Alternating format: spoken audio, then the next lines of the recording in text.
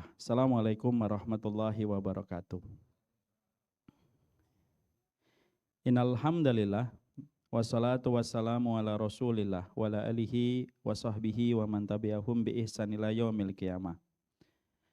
Kepada seluruh penuntut ilmu yang hadir pada kesempatan siang kali ini, tentunya tidak mudah untuk datang pada siang terik yang begitu panas membakar kulit kita.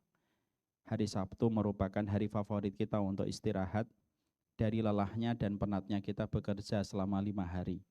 Tapi ternyata kita justru meninggalkan tempat ternyaman di rumah kita pada tawaran kita untuk beristirahat dan kita menembus perjalanan yang cukup jauh sampai datang ke tempat ini. Tidak ada yang ingin saya sampaikan kecuali adalah hadis Rasulullah. Inna idhamal jazai ma idhamil bala. Sesungguhnya besarnya pahala itu disertai dengan besarnya cobaan yang didapatkan. Belajar ilmu ketika kita kondisinya adem, tentunya pahalanya tidak akan sama dengan mereka yang belajar ilmu ketika kondisinya tidak adem. Makanya mereka yang belajar di tempat yang dingin akan berbeda pahalanya dengan mereka yang belajar di tempat yang terik. Salah satunya kayak di Yaman. Maka sesungguhnya semakin besar cobaan yang didapatkan, semakin besar pahala yang akan didapatkan. Saya juga mengingatkan untuk diri kami sendiri, dan saya mengingatkan untuk kita semuanya. Semoga ini merupakan bagian dari satu wasilah kita dan ikhtiar kita di dalam kita berkeluarga. Bahwasanya Allah memberikan perlindungan untuk kita dan memberikan keberkahan atas usaha yang kita lakukan ketika kita menuntut ilmu. Karena sesungguhnya kita paham, masalah itu pasti kita akan temukan di dalam kehidupan kita berumah tangga.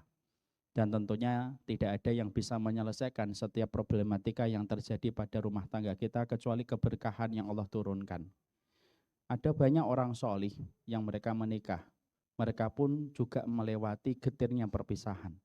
Banyak orang yang baik yang kita kenal dari pihak suami atau pihak istri, tapi kita juga mendapatkan berita bahwasanya mereka pun harus bercerai. Itu menjelaskan kepada kita betapa beratnya seni di dalam kita mengarungi rumah tangga, dan semoga dengan apa yang kita lakukan semacam ini menjadi wasilah untuk menghindarkan berbagai macam fitnah yang mungkin kita temukan di dalam kehidupan berumah tangga. Saya teringat sekali ada kisah nyata yang saya dapatkan dari seorang jamaah ibu-ibu. Beliau bercerita dan curhat bahwasanya beliau menikah. Sudah 22 tahun di dalam pernikahan beliau. Tapi akhirnya pernikahan beliau akhirnya hancur berantakan. Hanya disebabkan dengan satu fitnah yang menimpa kepada suaminya.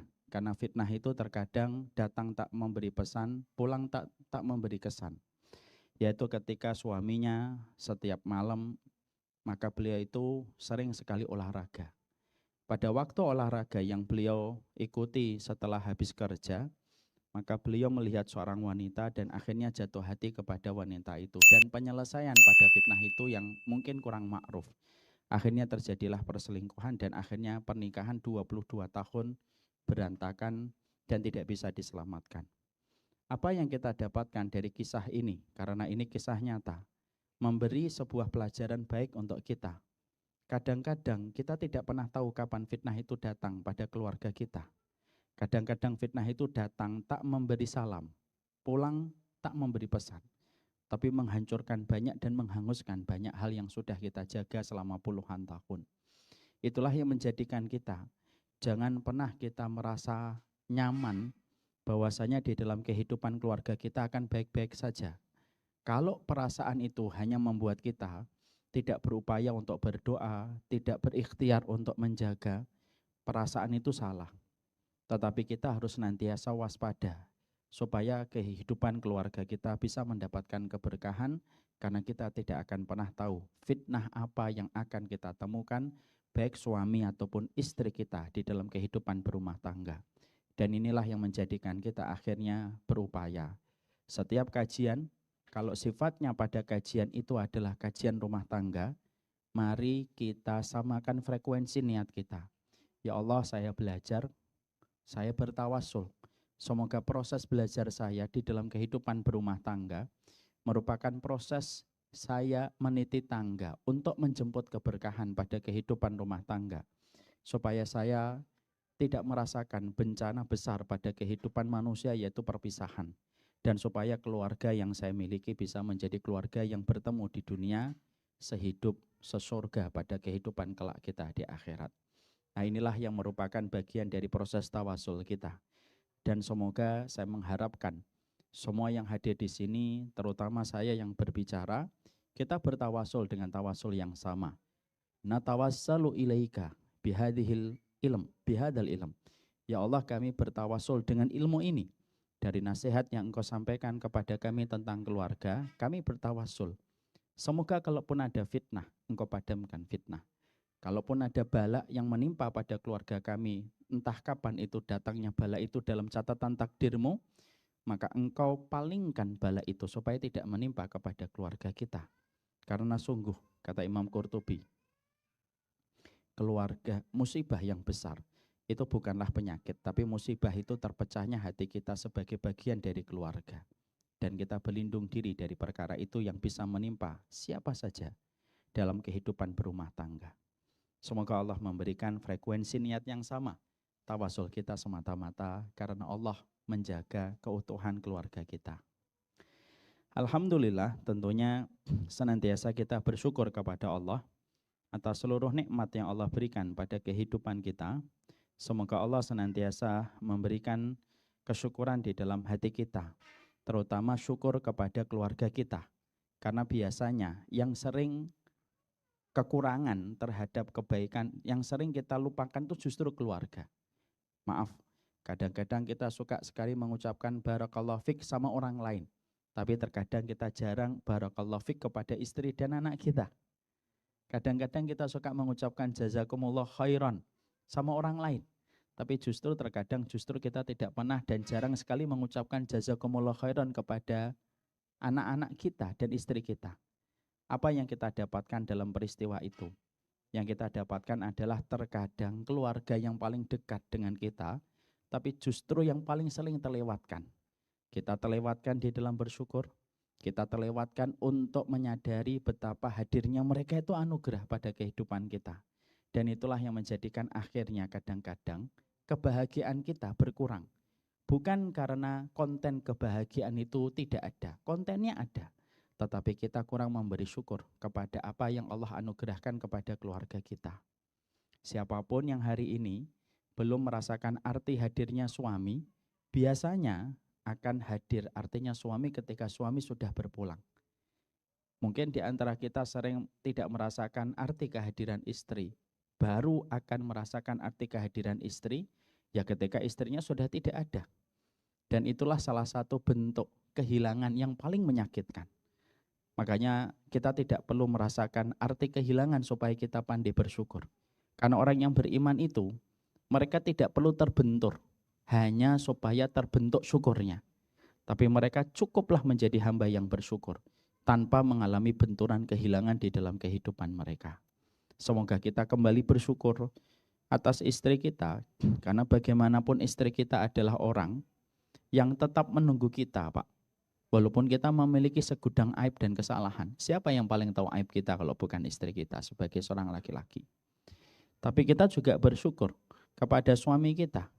Bagaimanapun pahitnya kekecewaan yang kita rasakan dari suami kita tetap pulang, tetap mengambil amanah untuk bertanggung jawab kepada Allah atas apa yang dilakukan istri. Walaupun dia mungkin melihat 1000 pesona wanita yang lebih cantik di luar rumah. Disitulah kita akhirnya mengerti, kalau kita jujur, kita ini selalu memiliki 1000 alasan untuk tetap bersyukur kepada Allah atas nikmat pasangan yang Allah berikan kepada kita. Mungkin istri kita punya 1000 kesalahan, tapi hendaknya kita punya 1001 alasan untuk bersyukur. Satu alasan lebih banyak daripada alasan menemukan kekurangan. Mungkin suami kita memiliki 1000 kesalahan, tapi jadilah istri yang menemukan 1001 alasan untuk bersyukur. Ada satu nilai plus 1 saja, sudah menjadikan kita tetap bertahan dalam kehidupan berumah tangga. Semoga hal-hal semacam inilah yang kita hadirkan. Karena terkadang rutinitas yang kita lakukan akhirnya meninggalkan rasa nikmat yang harusnya kita dapatkan. Itu kata Ibnu Taimiyah. Masa Ustadz? Iya. Contoh. Imam Ibnu Taimiyah berkata, kalau kamu sering melihat matahari, kata Ibnu Taimiyah, kalau kamu sering melihat matahari, maka kamu tidak lagi merasakan bahwasanya arti matahari itu nikmat. Karena terlalu sering ketika melihat matahari. Kapan kenikmatan matahari itu akan hilang? Kenikmatan matahari itu hilang ketika beberapa hari mendung dan tidak kelihatan sinar mataharinya, baru kita merasakan artinya matahari itu luar biasa. Di situ kita mengambil sebuah ulasan untuk mengingatkan kita dan menjadi refleksi untuk kita. Kadang-kadang kebaikan suami, kebaikan istri itu karena rutinitas setiap waktu akhirnya hilang. Dan akhirnya kita ketika itu sudah hilang, akhirnya tidak lagi kita syukuri. Padahal sebenarnya suami dan istri kita itu yang terbaik dari sisi Allah. Tapi hati kita yang kurang bersyukur yang menjadikan kita tidak bisa memberi makna pada apa yang sudah kita dapatkan. Dan inilah yang menjadikan kita akhirnya mengerti kelapangan hidup kita itu dimulai dari kesyukuran kita melihat pasangan hidup kita. Karena Allah tidak pernah salah memilihkan pasangan hidup kita. Yang salah itu cara menyikapi atas anugerah pasangan yang sudah Allah berikan pada kehidupan kita. Semoga kita senantiasa bersabar tanpa tepi dan kita bersyukur tanpa tapi pada kehidupan kita. Amin insyaallah. Sekarang mari kita membahas kajian kita. Kajian kita pada kesempatan hari ini yaitu adalah tentang masalah qurrata ayun. Sebelum saya membahas tentang masalah qurrata ayun, ada beberapa hal yang ingin saya sampaikan. Poin yang pertama, kita harus mengerti keluarga itu tidak ada yang sempurna. Walaupun keluarga itu tidak ada yang sempurna, tapi memahami keluarga itu harus ilmunya sempurna. Karena apa? Karena yang menjadikan keluarga itu tidak sempurna menjadi musibah dan tragedi kalau memahaminya itu tidak dengan ilmu yang benar dan secara utuh dalam memahami itu. Inilah yang menjadikan kita akhirnya paham. Memang keluarga itu tidak sempurna, tetapi memahami keluarga dengan ilmu dan petunjuk itu harus sempurna supaya tidak melahirkan banyak musibah dalam kehidupan manusia di dalam berumah tangga. Karena seseorang ketika mereka berumah tangga pasti banyak memiliki blind spot, banyak memiliki titik-titik buta yang terkadang tidak kita ketahui yang menyebabkan cara kita menyikapi blind spot itu apabila salah menyebabkan banyak kerusakan dalam kehidupan kita. Dan itulah yang menjadikan kita paham. Pernikahan tidak pernah mengenal senioritas. Dan ketika kita paham bahwasanya pernikahan itu tidak mengenal senioritas, maka itulah yang menjadikan kita paham. Ilmu adalah obat dari kebodohan, terutama kebodohan kita di dalam berumah tangga. Karena apa? Ilmu selalu menjadi solusi atas semua perkara yang terjadi dalam hidup. Saya tidak bosan untuk mengingatkan tentang kisah Ibnu Umar radhiyallahu anhuma. Bagaimana Ibnu Umar adalah seorang ulama besar, bukan hanya sekedar ulama tetapi ulama para sahabat. Bagaimana Ibnu Umar radhiyallahu anhuma pernah kecewa sama istrinya. Bapak perhatikan, pernah kecewa sama istrinya. Padahal istrinya adalah seorang sahabat wanita Nabi. Matanya mulia karena melihat Rasulullah hidup. Akalnya mulia karena melihat ketika turunnya Al-Quran diturunkan dalam kehidupan manusia. Tapi yang namanya sahabat tetap mereka tidak maksum karena kemaksuman hanyalah dimiliki oleh Rasulullah. Kekecewaan yang beliau dapatkan dari istrinya menjadikan Ibnu Umar keluar dari rumahnya. Lalu pada saat itu beliau berdiam diri di masjid. Ketika beliau berdiam diri di masjid, maka pada saat itulah ada sebuah terbetik alasan. Saya ingin menceraikan dan ingin menjatuhkan talak satu untuk istri saya. Karena dia telah melakukan perbuatan nusyuz ketika dia mengecewakan kepada saya. Ketika berencana untuk menjatuhkan nusyuz kepada istrinya, tiba-tiba beliau mendapati satu ayat dibacakan oleh seseorang yang ada di dalam Masjid Nabawi. Di mana ayatnya itu adalah surat An-Nisa ayat yang ke-19. Fa in karihtumuhunna fa'asa an takrahu syai'an wa yaj'alallahu fihinna khairan katsira. Bisa jadi kamu membenci istrimu dan pasanganmu, tapi apa yang kamu benci dari pasanganmu ternyata di dalamnya ada banyak kebaikan di masa mendatang. Seorang Ibnu Umar, ulama besar yang sudah hafal Al-Quran semenjak belia, ketika beliau mendengar seseorang membaca surat An-Nisa 19, di antara wasiat indah yang Allah turunkan kepada pasangan yang berkeluarga, Ibnu Umar berkata, seakan-akan ayat itu baru diturunkan. Padahal ayat itu sudah lama diketahui dan dihafalkan oleh Ibnu Umar. Lalu Ibnu Umar bereaksi dengan ayat itu dan mengatakan, iya, kalau gitu saya akan sabar. Karena para ulama dan para sahabat itu kalau membaca Al-Quran seakan-akan mereka merasa Quran itu diturunkan untuk mereka. Akhirnya Ibnu Umar radhiyallahu anhu mengatakan, saya bersabar dan bisa jadi kesabaran saya nanti akan menemukan sesuatu yang manis di masa mendatang. Pulang memaafkan istrinya setelah mendengarkan satu ayat, surat An-Nisa 19. Dan apa yang menjadi buah dari kesabaran seorang Ibnu Umar? Buah dari kesabaran Ibnu Umar kepada istrinya dan kesabaran istrinya kepada Ibnu Umar akhirnya menghasilkan, Masya Allah, menghasilkan seorang keturunan yang solih yang bernama Salim. Salim ini merupakan ulama di antara kalangan tabi'in. Dan tidaklah lahirnya Salim menjadi ulama, kecuali salah satunya karena tawasul kesabaran seorang Ibnu Umar mendapati kekurangan pada istrinya dan sebaliknya. Berbuah manis. Tirakat sabarnya bapak dan ibu, mujahadahnya bapak dan ibunya, membuahkan anak itu menjadi ulama besar di kalangan tabi'in.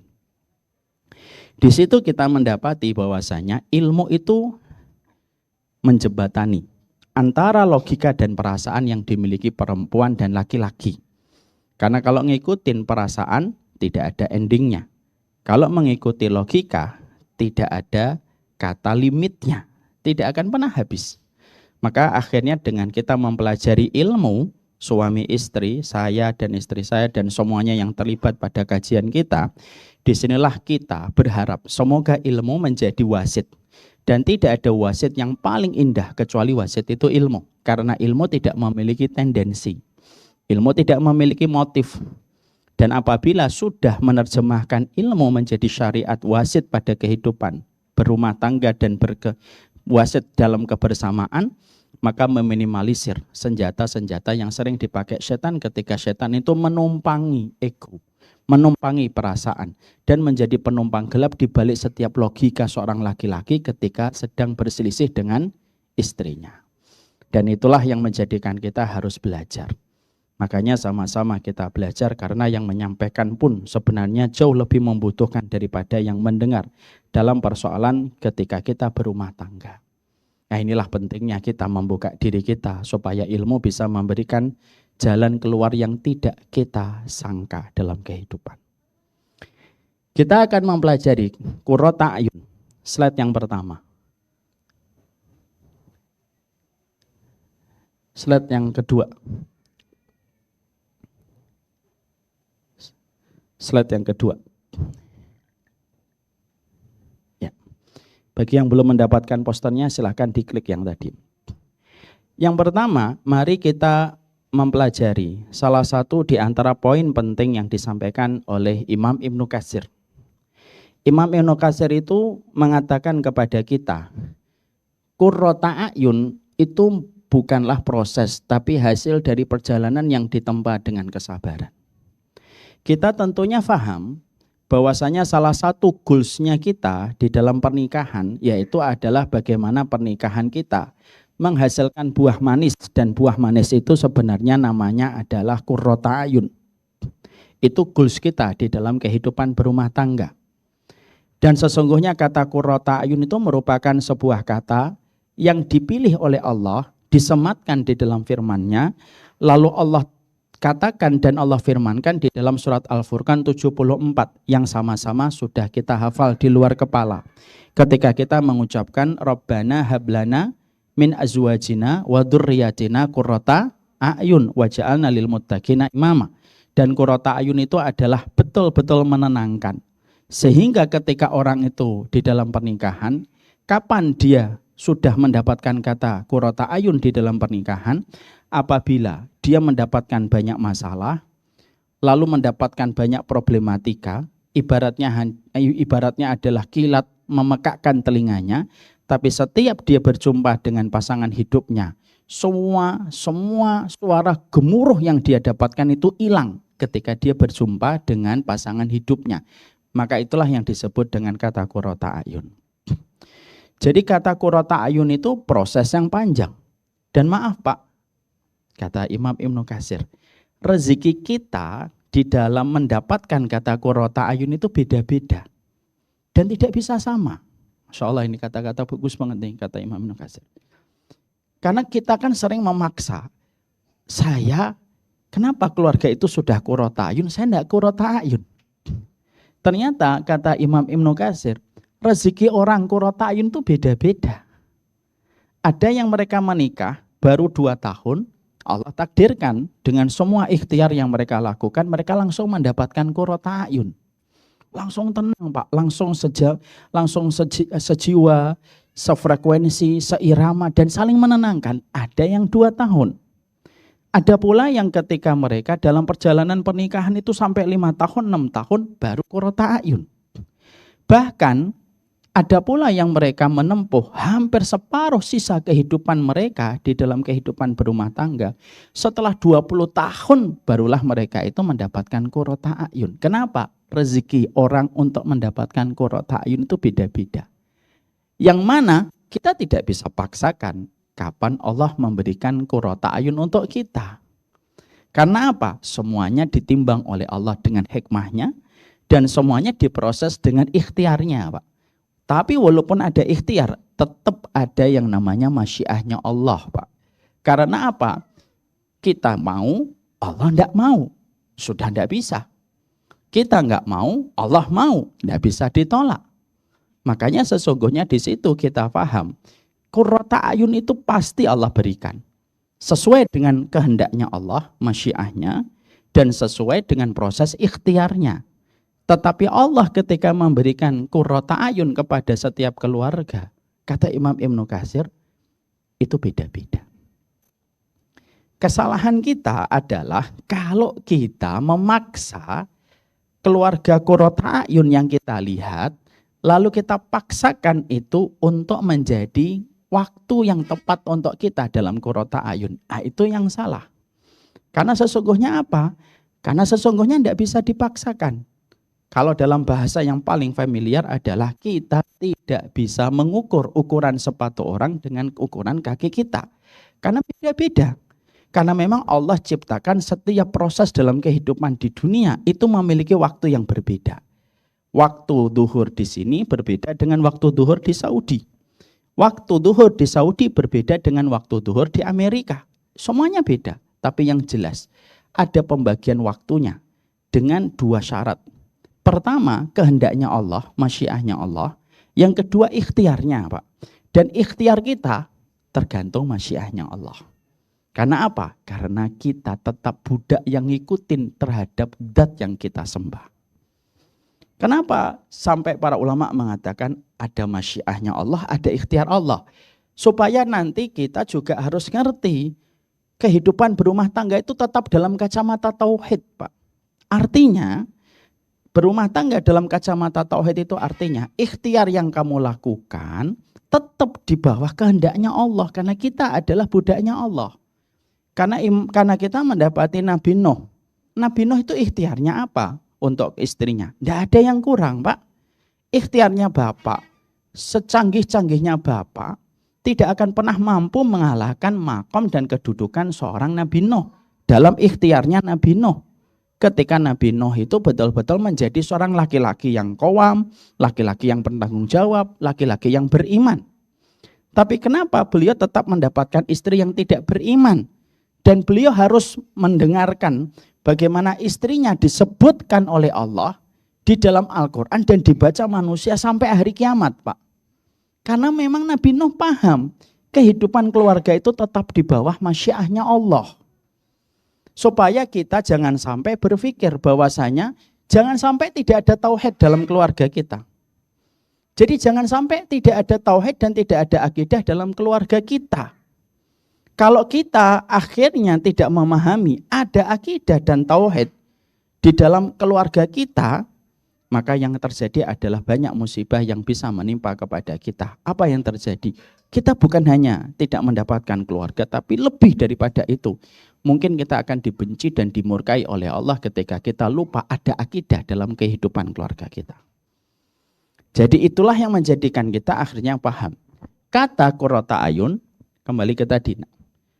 Kata qurrata ayun itu adalah proses dari hasil perjalanan yang ditempa dengan kesabaran, dan ini di bawah masyiahnya Allah. Dan ini di bawah kehendaknya Allah Subhanahu wa ta'ala. Sehingga kita betul-betul tenang dan kita hanya bisa berharap kepada Allah Subhanahu wa ta'ala. Makanya maaf ya Pak. Bisa tolong ditutup aja pintu situ. Biar anak-anak lewat sebelah sana. Nak santri, tolong kondisikan anak-anak di atas, nak.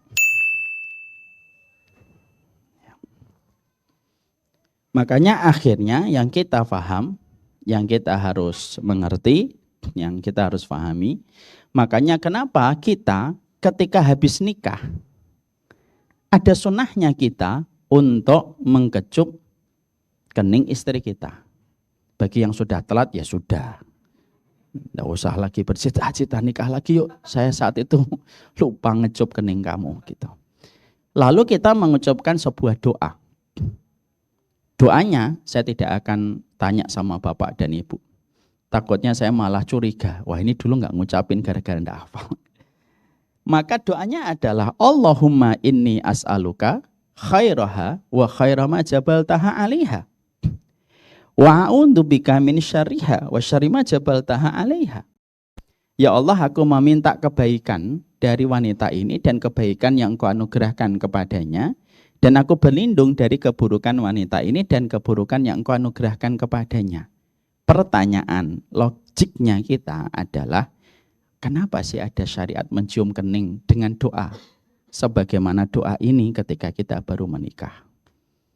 Perkataan para ulama bagus banget. Mereka berkata, untuk memberi makna pelajaran kepada orang yang baru nikah. Secinta apapun kamu sama istrimu, yang memiliki hatinya dan menguasai hatinya itu siapa? Allah. Dan wanita ketika didoakan oleh seorang laki-laki, dia juga harus paham. Secinta apapun kamu sama laki-laki yang telah kamu terima lamarannya dan telah mengucapkan ijab qabul, yang memiliki hatinya adalah Allah. Sehingga akhirnya apa? Nilai tawakal pada keluarga ketika kita menikah itu nilai tawakalnya apa? Harus lebih banyak berdoa daripada marahnya. Itu nilai tawakal dalam kehidupan berkeluarga. Bagus banget kan kalau para ulama membedah. Jadi ahli parenting itu sebenarnya ulama-ulama salaf. Saya kembali ulangi lagi. Apa arti tawakal dalam kehidupan berumah tangga? Insyaallah, semoga Allah ampuni dosa-dosa kita. Arti tawakal dalam berumah tangga itu adalah doamu dan harapanmu tentang pasangan hidupmu itu harus lebih banyak daripada marahmu kepada dirinya. Baru itu bertawakal. Masya Allah ya. Berarti dari muqaddimah tadi kita sudah dapat dua. Oh, berumah tangga itu harus ada akidah. Karena ikhtiar kita apapun tetap di bawah masyiahnya Allah. Dan Allah tidak bisa digugat. La yus'alu amma yaf'alu wa hum yus'alun. Allah tidak pernah ditanya tentang apa yang Allah lakukan. Kita yang ditanya sama Allah. Yang kedua, ada tawakal dalam berumah tangga. Karena apa? Nilai tawakal itu bukan hanya ketika kita menjemput rezeki. Berdagang, saya tawakal Ustaz. Benar. Saya berbisnis, saya tawakal. Betul. Tapi tawakal itu kan bukan hanya masalah bermuamalah dalam perdagangan. Nilai tawakal dalam berumah tangga itu apa sih sebenarnya? Diajarkan ketika kita pertama kali baru menikah, mengecup kening istri kita. Nilai tawakalmu kalau kamu berumah tangga, ada doa yang lebih banyak daripada emosi amarahmu. Makanya akhirnya diajarkan kita ketika baru saja halal, bukan masalah biologisnya yang dikedepankan, tapi adalah bagaimana kita berdoa dulu.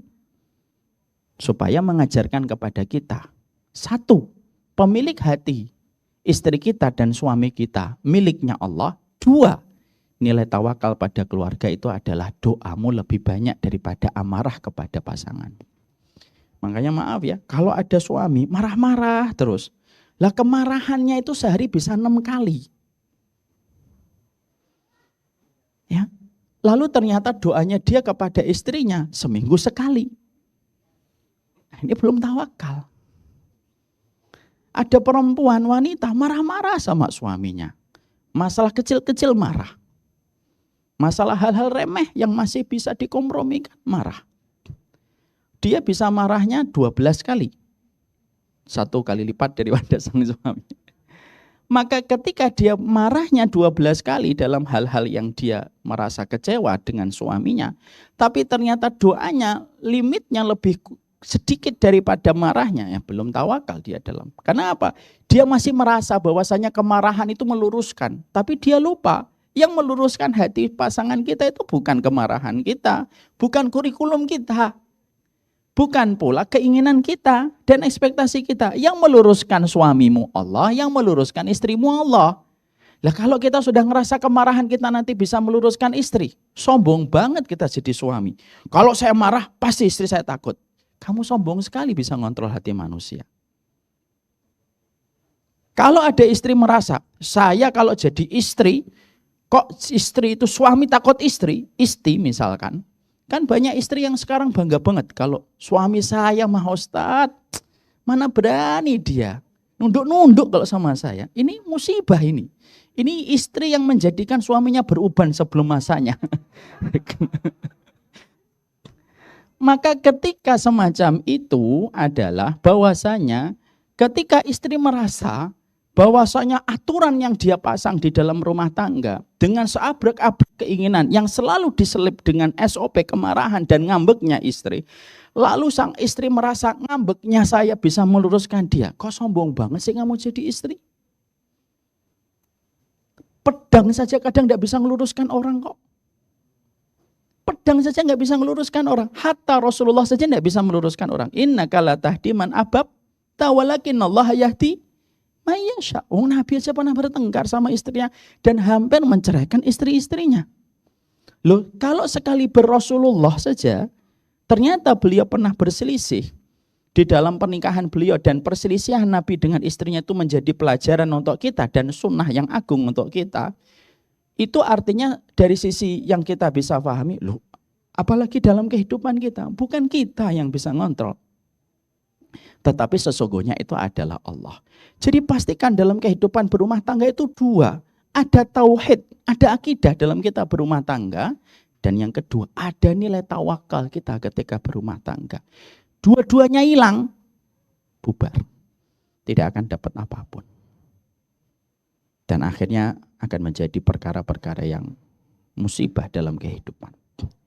Makanya setelah kita memahami, disinilah kita akhirnya paham. Slide-nya tadi yang pertama masih. Akhirnya kata qurrata ayun juga kita harus paham. Setelah kita membahas tentang ada akidah dan ada tawakal dalam berumah tangga. Yang ketiga dari slide yang pertama ini apa? Qurrata ayun itu ada. Walaupun rezeki kita untuk mendapatkan qurrata ayun itu beda-beda. Tapi qurrata ayun itu ada atau tidak ada? Ada sebagian besar kaum muslimin ketika berumah tangga mereka mengatakan secara skeptis. Tidak ada Ustadz qurrata ayun. Yang ada adalah air mata, pengorbanan.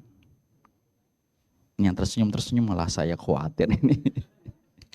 Ada yang mangguk-mangguk. Memang nggak ada Ustadz.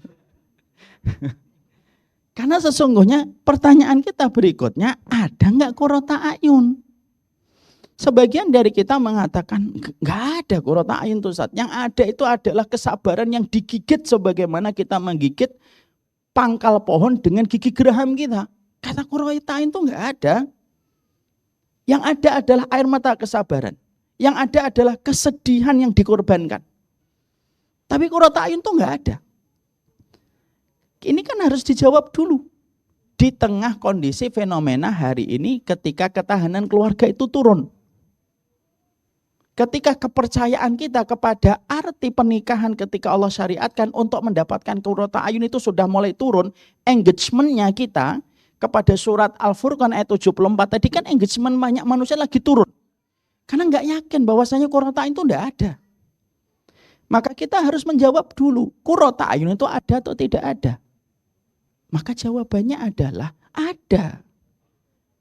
Bagaimana kita mengetahui bahwasanya qurrata ayun itu bukan cerita di negeri dongeng, tapi betul-betul nyata pada kehidupan manusia? Ya sama-sama kita belajar. Karena setan yang membuat kita selalu skeptis terhadap arti qurrata ayun dalam kehidupan berumah tangga. Itu setan, kata Imam Ibnu Katsir. Jadi artinya apa? Setan itu selalu menjadikan manusia itu bukan hanya putus asa kepada Allah di dalam mengharap rahmat. Bahkan setan itu berhasil menjadikan kita berputus asa untuk mendapatkan ketenangan di dalam berumah tangga.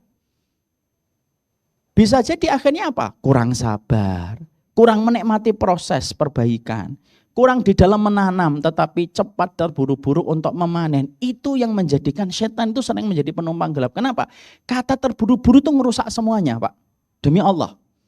Kalau sampai Nabi, baginda yang kita cintai, sampai mengatakan, baginda Nabi itu mengatakan, innal ajalata minasyaiton wa ta'anni minallah.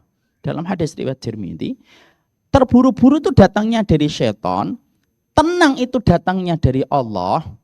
Maka sesungguhnya terburu-buru itu tuh ngerusak, Pak. Makanya di dalam kitab Ahbabullah, Abdul Badawi Al-Khalafi, 40 karakteristik mereka yang dicintai oleh Allah, sampai akhirnya kita mendapati ya, orang kalau terburu-buru, terjadinya berbagai macam kerusakan besar itu karena terburu-buru. Zina. Zina itu karena terburu-buru. Orang nggak mau sabar nungguin akad nikah. Zina. Riba itu bagi mereka yang betul-betul terburu-buru, Pak. Pengennya dapat rumah, disuruh sabar sama Allah. Kalau rumah ini milikmu. Tunggu 5 tahun, tunggu 10 tahun. Kalau memang takdirnya milikmu. Makanya maaf, Pak. Saya tuh sering berkata, kalau ada orang yang berkata, Ustadz, alhamdulillah saya sudah menyelesaikan tunggakan pinjaman saya KPR sampai 15 tahun misalkan. Akhirnya selesai Ustadz, alhamdulillah milik saya dan akhirnya saya mau bertobat gitu. Saya selalu bilang, Pak, sebenarnya rumah ini tuh miliknya Bapak. Bapak nggak usah minjem pun akan datang. Tapi tunggu 15 tahun. Cuma masalahnya kadang-kadang kita ini kurang pede nunggu 15 tahun di dalam janjinya Allah. Tapi lebih pede menunggu janjinya surat. Yang diberikan dengan cara yang sebenarnya tidak diridhoi sama Allah. Nah, ini kalau saya jelaskan panjang lebar Pak, malah nanti bahas itu. Kita balik lagi ke track. Maka terburu-buru juga itu merupakan bagian dari hancurnya kehidupan berumah tangga. Itu salah satunya terburu-buru. Ya. Ketika kita belum mendapatkan qurrata ayun, ketika tadi kita paham kaedahnya qurrata ayun itu merupakan rezeki dari Allah dan Allah turunkan kepada masing-masing kita itu beda-beda, Pak.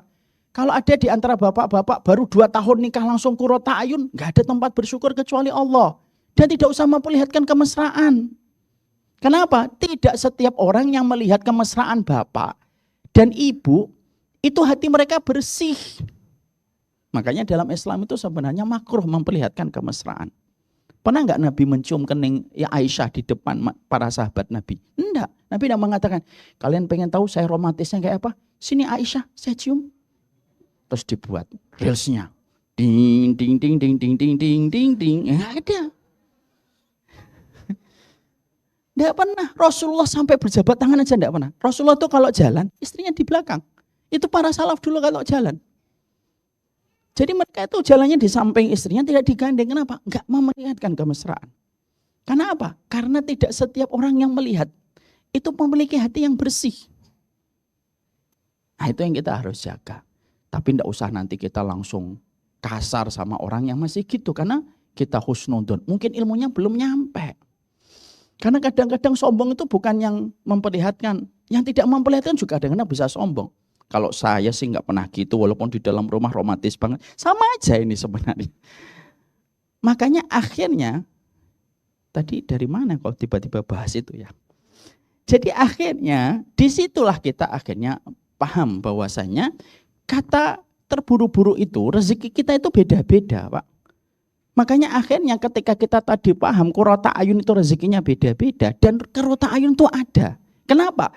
Kalau Allah sudah mengatakan dalam Quran, karena Quran itu petunjuk kita dalam kehidupan, apapun yang disebutkan dalam Quran itu tidak mungkin tidak ada dalam kehidupan. Itu perkataan sederhananya para ulama. Yang menyebutkan di dalam Quran Allah. Disebutkan di mana? Di Quran. Dan Quran itu jadikan apa? Hudalil muttaqin, petunjuk bagi orang bertakwa. Berarti apapun yang disebutkan dalam Quran itu ada dalam kehidupan. Termasuk ketika Allah menyebutkan kata qurrata a'yun, itu ada. Berarti dia ada dalam kehidupan. Dan itu yang kita harus paham. Sekarang mari kita mencoba untuk membedah. Ya. Kita bedah salah satu pernikahan yang menggambarkan kata qurrata a'yun, Pak. Slide berikutnya, Nak. Saya ambilkan dari sebuah min qasasil kisah-kisah nyata dari para tabi'in. Perhatikan seorang Syuraih Al-Qadhi. Tahu Syuraih Al-Qadhi? Nggak usah jawablah, saya tahulah insyaallah. Bukan saya suudon, tapi memahami sesuai realita itu penting. Syuraih Al-Qadhi ini qadhi, Pak, pada zaman Ali bin Abi Thalib. Qadhi itu apa sih, Ustaz? Hakim. Itu namanya Syuraih Al-Qadhi. Beliau ini seorang hakim. Menikah pada waktu beliau qadhi pada waktu Ali bin Abi Thalib. Berarti pada masa para sahabat. Insyaallah ya. Sebagian sahabat, sebagian sudah tabi'in karena nggak ngelihat Rasulullah. Berarti masa emas atau tidak masa emas? Masa emas, Pak. Kalau masa emas itu semua yang terpilih berarti emas. Ya pemimpinnya emas, hakimnya emas, gubernurnya emas. Karena apa? Karena masa emas, Pak. Karena Rasulullah mengatakan khairul quruni qarni tsummal ladzi yalunhum tsummal ladzi yalunhum. Sebaik-baik generasi itu ya generasiku dan generasi setelahku. Berarti ini generasi emas. Apapun yang terpilih pada generasi emas itu berarti pilihan. Ini yang ingin saya sampaikan dulu. Ya, beda dengan hakim hari ini kan belum tentu. Ya, karena sesungguhnya itu berbeda. Syuraih Al-Qadhi itu menikah dengan seorang perempuan. Ketika beliau menikah, ditanya sama seorang ulama besar, Pak, dari kalangan tabi'in namanya Asy-Sya'bi. Asy-Sya'bi ini, kalau kita mungkin nggak kenal Asy-Sya'bi ya. Asy-Sya'bi juga ulama besar. Ulama besar selain Abdullah bin Mubarak, Hasan Al-Basri, Makhul, Ibnu Sirin, itu ada namanya ulama Asy-Sya'bi. Asy-Sya'bi itu ngomong, karena Al-Qadhi itu sering ngomong tentang masalah kehidupan keluarga. Ditanya dong sama Asy-Sya'bi, emang pernikahanmu tuh gimana? Maka pada saat itu mari kita bedah, Pak. Seseorang pada zaman keemasan yang tidak mungkin berbohong. Beliau mengatakan, mundu ishrina sanatan lam ara syai'an yughdibuni min ahli. Maka pada saat itu yang dijawab sama Syuraih Al-Qadhi mengatakan, saya itu menikah dengan istri saya sudah 20 tahun. Selama pernikahan saya 20 tahun, saya tidak pernah menjumpai satupun perkara yang membuat saya marah dari istri saya. Masya Allah. Pernikahan saya sudah 20 tahun. Dan saya belum pernah mendapati di dalam 20 tahun pernikahan itu saya bertengkar sama istri saya. Masya Allah, antum bisa bayangkan, Pak, 20 tahun menikah. Coba hitung berapa purnama itu. Lalu tidak pernah saya jumpai sesuatu yang membuat saya itu marah dari istri saya. Dan istri saya tidak pernah marah kepada saya. Selama 20 tahun hari ini sampai kamu tanya kepada saya. Masya Allah. Berarti qurrata a'yun ada? Ada. Dan itu juga sama diucapkan Imam Ahmad ketika ditanya tentang istrinya. Ketika istrinya meninggal dunia. Karena Imam Ahmad sama istrinya meninggal lebih dulu istrinya. Secinta apapun Imam Ahmad kepada istrinya, Masya Allah. Ya bagaimanapun istrinya meninggal pagi, malamnya beliau sudah nikah kembali untuk menjaga dari fitnah dan menjaga ifahnya sebagai seorang laki-laki sholih. Maka Syuraih Al-Qadhi pada saat itu ditanya sama Imam Asy-Sya'bi, karena Imam Asy-Sya'bi ingin mendapatkan pelajaran hidup. Terus ditanya sama Imam Asy-Sya'bi, apa yang kamu lakukan sampai istrimu tidak pernah membuatmu marah selama 20 tahun? Lah ini Pak, nanti ketemu nih kekurangan kita mungkin. Saya memilihnya dengan sholat istikharah. Dan ketika menikahinya, tidak ada yang aku lakukan kecuali aku khusyukkan hatiku setelah menikahinya. Aku khusyukkan hatiku untuk menghampirinya dan ingin mendoakannya. Maka ketika aku sudah kosongkan hatiku, pikiranku, hanya Allah saja. Ketika aku sudah menghalalkan dia, aku kosongkan pernikahan itu dan aku khusyuk betul kepada istriku itu. Aku datangi. Dan aku pingin cium keningnya. Lalu sebelum aku cium keningnya untuk mendoakan sebagaimana sunnah yang diajarkan, maka istriku menahan diriku dengan meletakkan tangannya di atas dadaku dan berkata, wahai suamiku yang baru saja menghalalkan diriku. Maaf ya Pak, ini saya terjemahkan ke bahasa Indonesia. Karena bahasa Arabnya saya tidak hafal Pak, panjang. Wahai laki-laki yang baru saja menghalalkan diriku. Aku tidak kenal kamu, kamu tidak kenal aku. Dan kita datang dari keluarga yang berbeda. Allah yang mempertemukan kita sampai pada kesempatan hari ini. Sebelum kamu mendoakan diriku, ceritakanlah apa saja yang membuatmu senang untuk aku kerjakan dan yang membuatmu tidak senang untuk aku tinggalkan. Masya Allah Pak, ini istri yang sudah paham tentang manajemen konflik. Walaupun tidak ngikutin training motivasi.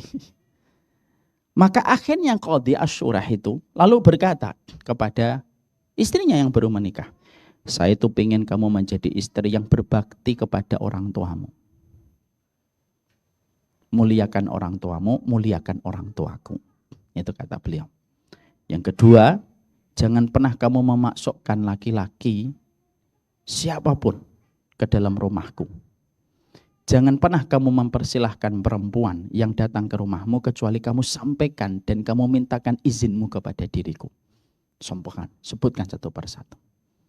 Setelah disebutkan satu persatu, istrinya terdiam, meminta sama Allah kekuatan untuk memenuhi nasihat dan harapan sang suami. Lalu Qadhi Syurah belajar dari istrinya. Lalu Qadhi Syurah nanya, apa yang kamu sukai dari diriku dan apa yang tidak kamu sukai dari diriku? Disebutkanlah istrinya Pak. Apa saja itu. Maka setelah itu akhirnya apa? Setelah itu akhirnya barulah dicium keningnya istrinya Qadhi Syurah itu. Dicium dan berdoa. Allahumma inni as'aluka khairaha wa khaira ma jabalta 'alaiha wa a'udzubika min syarriha wa syarri ma jabalta 'alaiha. Baru setelah itu dipeluk, baru setelah itu mereka sholat 2 rakaat, barulah mereka melaksanakan apa yang menjadi aktivitas suami istri. Masya Allah Pak. Ya, makanya Masya Allah ya. Bisa jadi mungkin ada masalah kita itu ya dulu kita nggak ngecup kening istri kita Pak. Ya. Mungkin kita juga nggak sholat 2 rakaat. Ternyata kita tidak khusyuk meminta sama Allah pertama kali. Tapi yang kita pahami adalah, yang pertama adalah ternyata bahwasanya qurrata ayun itu ada. Jadi kata qurrata ayun itu bukan sesuatu yang sifatnya adalah fata morgana. Tapi kata qurrata ayun itu ada.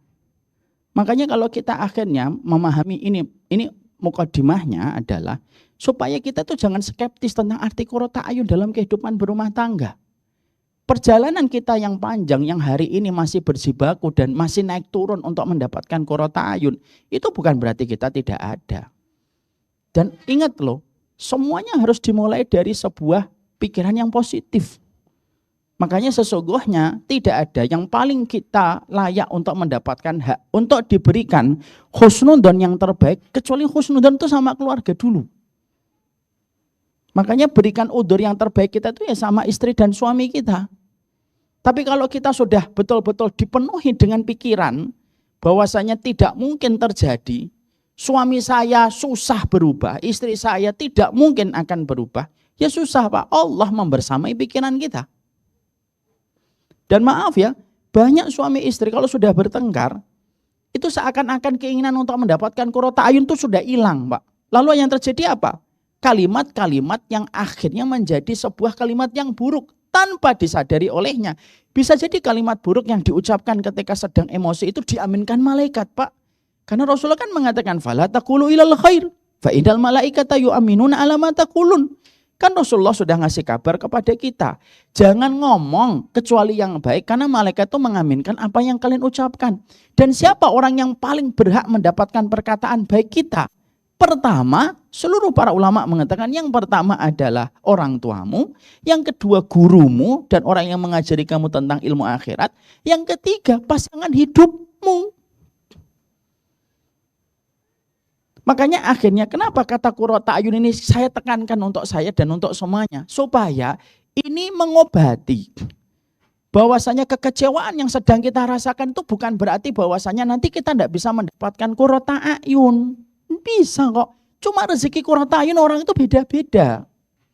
Dan apapun kondisi nanti ketika kita sedang terlibat konflik, na'udzubillahi min dzalik, nasallallahu alaihi. Kalaupun kita terlibat konflik dan gesekan, bagian fitrah kehidupan karena datang dari orang yang berbeda, keluarga yang berbeda, pendidikan yang berbeda, kecondongan yang berbeda. Kalaupun kita terlibat dengan kekecewaan, setidaknya kemarahan kita tidak boleh menghilangkan arti harapan kita untuk tetap terus mendapatkan kata qurrata ayun.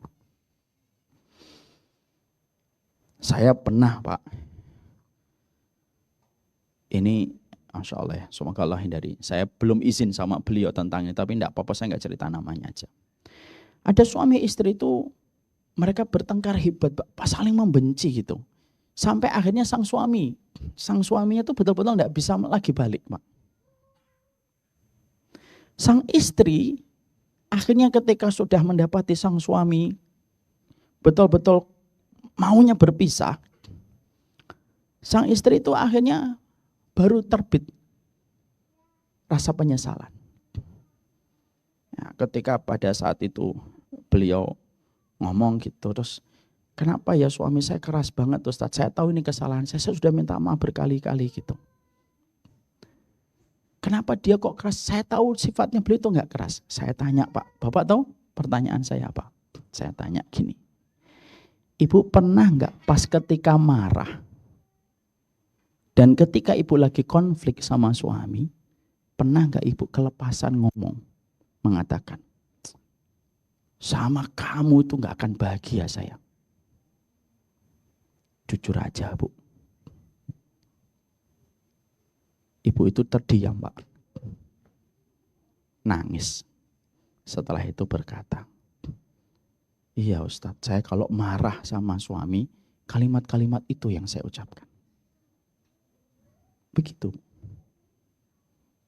Saya ngelihat, Pak, maaf ya Pak, ini dalam contoh kasus saja ya. Kan ini pilihan ya. Contoh. Saya kalau ngelihat ada, maaf kalau saya melihat orang yang bermain musik. Karena saya memilih pendapat yang tidak boleh musik itu. Biasanya kalau ada orang sudah mengatakan begini, saya tidak bisa ninggalkan musik. Hidup dan mati saya itu ada di musik. Biasanya nggak akan bisa ninggalin. Paham arti kalimat ini, Pak? Kok Ustadz bisa mengatakan itu, Ustadz, sampai sepenting itu memasukkan contoh itu dalam masalah kehidupan berumah tangga? Loh iya. Loh kenapa saya nggak memasukkan itu? Kenapa? Karena kita belajar dari keumuman sebuah dalil dari Rasulullah. Dalam riwayat Muslim, ketika Rasulullah pernah datang kepada orang yang sedang sakit, Arab Badui yang sakit. Lalu pada saat itu Arab Badui itu sakit, lalu Nabi mengucapkan doa, doanya indah karena semua doa dalam Islam itu mengajarkan kita untuk positive thinking. Mindsetnya itu mindset yang positif. Karena tidak ada agama yang membicarakan tentang mindset yang positif itu kecuali Islam. Dan Islam itu it's all about mindset. Nabi itu mengatakan sama yang sakit, la ba'sa tahurun, insya Allah. Tidak apa-apa, sakitmu tidak apa-apa. Insya Allah menyembuhkan, insya Allah menghapuskan dosamu. Lah orang tua itu ketika mendapatkan doa dari Nabi, malah beliau ngomong, apa tohur la baksa. Penyakit ini yang akan mencelakakan diriku. Rasulullah tidak marah, Pak. Itulah sabarnya Nabi. Rasulullah tidak ngomong, loh saya ini Nabi Muhammad SAW. Enggak. Maka Nabi, ya sudah, kalau memang itu yang kamu pikirkan tentang penyakitmu. Lalu akhirnya Rasulullah meninggalkan. 2 atau 3 hari, saya lupa membaca riwayatnya. 2 atau 3 hari akhirnya beliau meninggal dunia. Dan Rasulullah berkata sesuai dengan apa yang dia prasangkakan. Apa kaitannya, relevansinya, munasabahnya, hadat dalil bima nuwajihuhu. Apa relevansinya dalil ini dengan apa yang kita dapatkan di sini? Artinya tadi Pak, ketika kita memahami bahwasanya kata qurrata ayun itu rezeki dari Allah, dan kata qurrata ayun itu Allah turunkan kepada kita sesuai dengan rezeki yang Allah berikan, ketentuan waktunya yang beragam. Dan qurrata ayun itu di bawahnya masyiahnya Allah. Dan masih ada kemungkinan, selama kita hidup tuh masih ada kemungkinan. Minimal, kalaupun kamu lagi bertengkar dan sedang kecewa sama pasanganmu, jangan pernah kamu mengeluarkan kalimat yang senada bahwasanya kamu tidak mungkin mendapatkan qurrata ayun dari pasanganmu. Kalau kalimat itu sudah pernah keluar. Ini yang kita khawatirkan, Pak. Malaikat bisa jadi sudah mengabulkan, mengaminkan perkataan itu. Makanya maaf ya, salah satu doa yang penting bagi suami istri itu apa, Pak? Allahumma inni as'aluka kalimatal haq indal ghadab. Itu salah satu doa yang saya lazimi, Pak. Doanya apa sih, Ustadz? Salah satunya, karena kita ini kan menikah, kadang-kadang mendapati beban yang berat, Pak. Rutinitas yang berulang setiap waktunya. Kadang-kadang bisa menjadi pemicu emosi kita. Makanya kalimat salah satu doa indah yang diajarkan Nabi itu apa? Allahumma inni as'aluka kalimatal haq indal ghadab. Ya Allah, aku tuh minta kepadamu kalimatku, kalaupun lagi marah, kalimat yang aku ucapkan tuh kalimat yang hak, yang tidak mendatangkan kemudaratan untuk diri saya dan keluarga saya. Karena apa? Biasanya kalau sudah terjadi perselisihan berangkat dari kata yang skeptis tadi tentang kata qurrata ayun, bahwasanya kita nggak dapat kata qurrata ayun, nggak tenang-tenang, kita selalu ada turbulence terus dalam kehidupan berumah tangga. Lah kita khawatir itu menjadi sebuah pemikiran negatif yang terus diproduksi sama setan, alladzi yuwaswisu fi sudurin nas, yang mereka itu datang berputar-putar di pikiran kita, dan salah satu di antara was-wasnya setan kepada orang menikah, dijadikan orang menikah itu putus harapan untuk meraih kata qurrata ayun, sebagaimana seorang hamba putus asa terhadap rahmat ampunan Allah kalau berdosa. Itu yang kita harus paham. Sampai di sini paham ya, Pak? Jadi akhirnya ini yang menjadikan kita semakin memahami itu, bahwasanya inilah yang kita harus mengerti dengan baik. Jadi kalau kita lihat dari qurrata ayun itu spektrumnya itu sudah banyak ternyata. Makanya pelajaran penting untuk kita, untuk saya itu apa? Ya sudah, sabar. Belum Ustadz, ya apa, mungkin 2 tahun lagi kamu dapat qurrata ayun. Belum Ustadz, oh mungkin 5 tahun lagi kamu qurrata ayun. Tapi sekali lagi ingat ya, komponen qurrata ayun itu 2. Karena ada tauhid dalam keluarga kita. Masyiahnya Allah, kehendaknya Allah, ikhtiarnya kita. Ikhtiarmu 100%, kalau Allah tidak menghendaki tidak terjadi. Nahnu nurid wa anta turid wallahu la yurid, tidak jadi. Kamu mau, saya mau, Allah tidak mau, tidak terjadi. Kayak Nabi Nuh. Nabi Nuh mau, anaknya beriman. Nabi Nuh mau, istrinya beriman. Wallahu la yurid, Allah tidak mau. Allah tetapkan keluarga Nabi Nuh menjadi contoh seorang suami yang istrinya menjadi musuh bagi sang suami. Maka akhirnya disitulah yang menjadikan kita harus paham. Maka inilah yang menjadikan kita akhirnya memahami betul.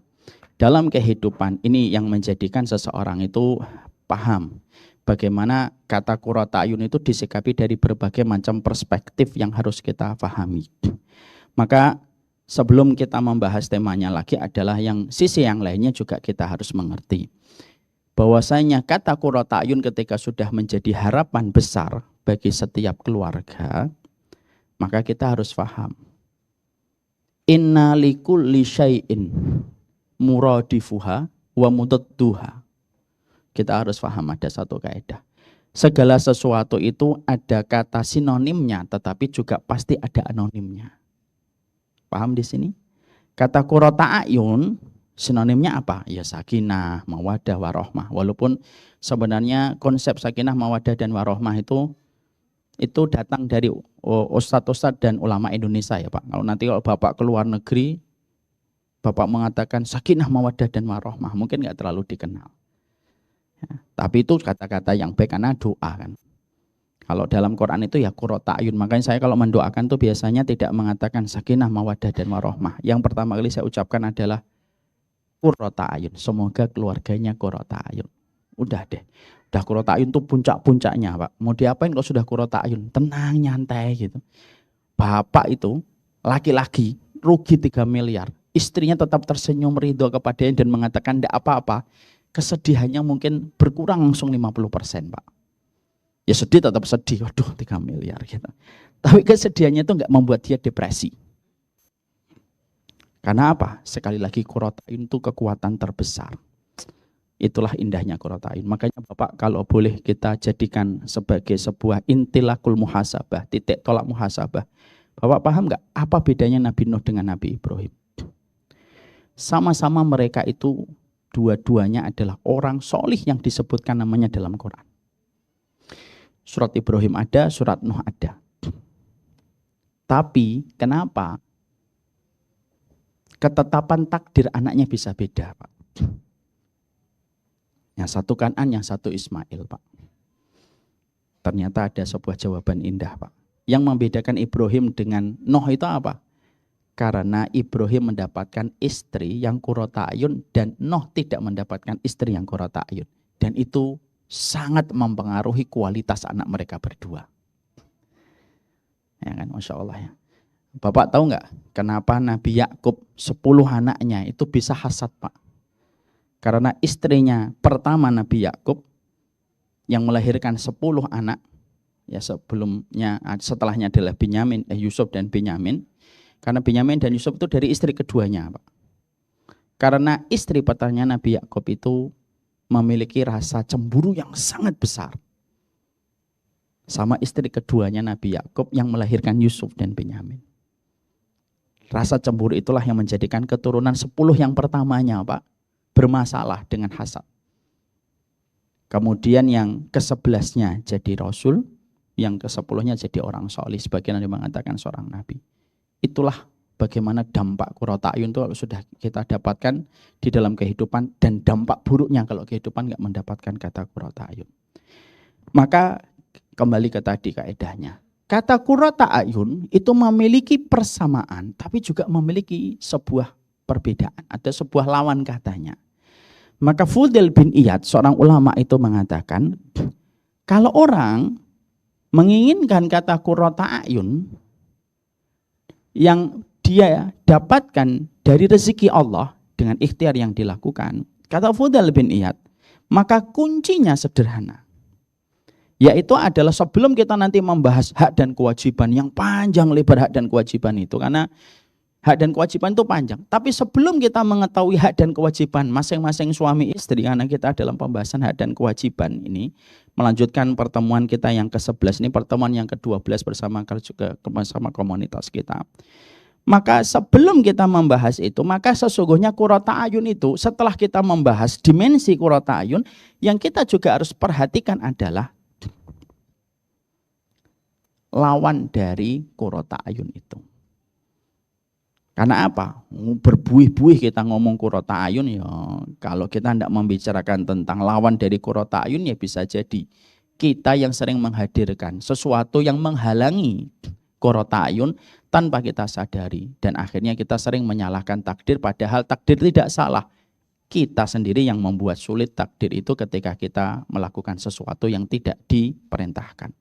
Nah sekarang mudotnya, lawannya itu apa sih kata qurrata ayun itu? Maka kata Fudail bin Iyad itu simpel. Dosamu dan kemaksiatanmu itulah yang menyebabkan hilangnya qurrata ayun. Dan ingat, dosanya suami, dampak buruknya kepada keluarga jauh lebih gede daripada dampaknya dosa istri kepada keluarga. Kok gitu, Ustaz? Iya. Lah kok bisa begitu? Allah yang mengatakan, dan itu yang dijelaskan para ulama. Kenapa kalau yang dosa itu dosa kalau yang dilakukan oleh seorang suami itu dampak keburukannya bisa lebih besar daripada istri? Karena yang melakukannya kepala keluarga, Pak. Beda yang melakukannya adalah anggota keluarga. Istri itu bukan kepala keluarga. Istri itu makmum dalam keluarga kita. Kalaupun dia melakukan dosa, iya dosa. Dampaknya masuk kepada keluarga. Iya, tapi tidak sebesar damage-nya, dampaknya itu sebesar ketika suami melakukan dosa di dalam satu keluarga. Sehingga akhirnya yang bisa mengakibatkan rusaknya kehidupan keluarga itu dan gagalnya keluarga itu mendapatkan qurrata ayun. Hal ini dipertegas dengan apa yang dijelaskan oleh Fudail bin Iyad, Pak. Fudail bin Iyad itu mengatakan sebuah testimoni kehidupan beliau. Bagaimana seorang Fudail bin Iyad itu berkata, aku melakukan kemaksiatan. Masya Allah ya. Maaf ya Pak, kalau ulama dulu mengatakan maksiat, Bapak jangan pikir itu maksiatnya gede-gede Pak. Mereka itu maksiatnya kecil, tapi saking mereka itu takutnya sama Allah, maksiat kecil pun sudah dianggap maksiat besar. Kalau beda dengan zaman hari ini. Zaman hari ini tuh maksiat besar dianggap sebagaimana maksiat kecil. Tidak apa-apa, zina nanti sedekah insya Allah menghapuskan. Ya, nanti sholat insya Allah hilang insya Allah itu. Rojaknya gede banget Pak. Akhirnya kegedean rojak itu akhirnya melakukan dosa. Hati-hati Pak. Sifat rojak terlalu besar itu juga berbahaya. Ya, ada yang pernah ngomong itu, ada seorang yang bercerita. Dia terjerumus pada zina. Karena laki-laki yang mengajak dia berzina itu menggunakan sifat Allah Pak. Coba Pak. Ini nyata loh ini. Gimana? Setiap dia diajak berzina, laki-lakinya mengatakan, enggak apa-apa, Allah itu maha pengampun. Tuh. Gak usah ditiru ya Pak. Ya, ini saya contohkan aja. Ya, perempuannya karena pingin benar, oh ya udahlah, Allah maha pengampun gitu. Ya, walaupun akhirnya beliau sekarang betul-betul menyesali itu. Kembali tadi Pak. Maka ketika Fudail bin Iyad mengatakan, saya melakukan maksiat, maka ketika aku melakukan maksiat itu, dampaknya langsung Allah kirimkan kepada keluargaku. Istriku membantah perintahku, keledaiku tidak mau jalan, tikus masuk ke rumahku. Masya Allah. Dari perkataan Fudail bin Iyad dikatakan di sini akhirnya apa? Kalau suami melakukan dosa itu berarti dia menjadi pemadam arti qurrata ayun, Pak. Dimulai dari sang suami. Makanya kan maaf ya, banyak sekali masalah-masalah sosial terjadi kalau seorang laki-laki sudah tidak lurus di dalam kehidupan berumah tangga, Pak. Contoh, laki-laki berzina, utang itu dibayar sama anaknya, keturunannya. Yang kedua, saya mendapati ternyata, saya menjumpai, ternyata perempuan-perempuan yang mereka itu berzina, ternyata Pak, ada sebuah penelitian yang disampaikan dan diceritakan oleh istri saya. Ada benang merahnya Pak, perempuan-perempuan yang mau berzina itu. Rata-rata karena tidak mendapatkan love language dan tangki kasih sayang dari bapaknya itu tidak ada Pak.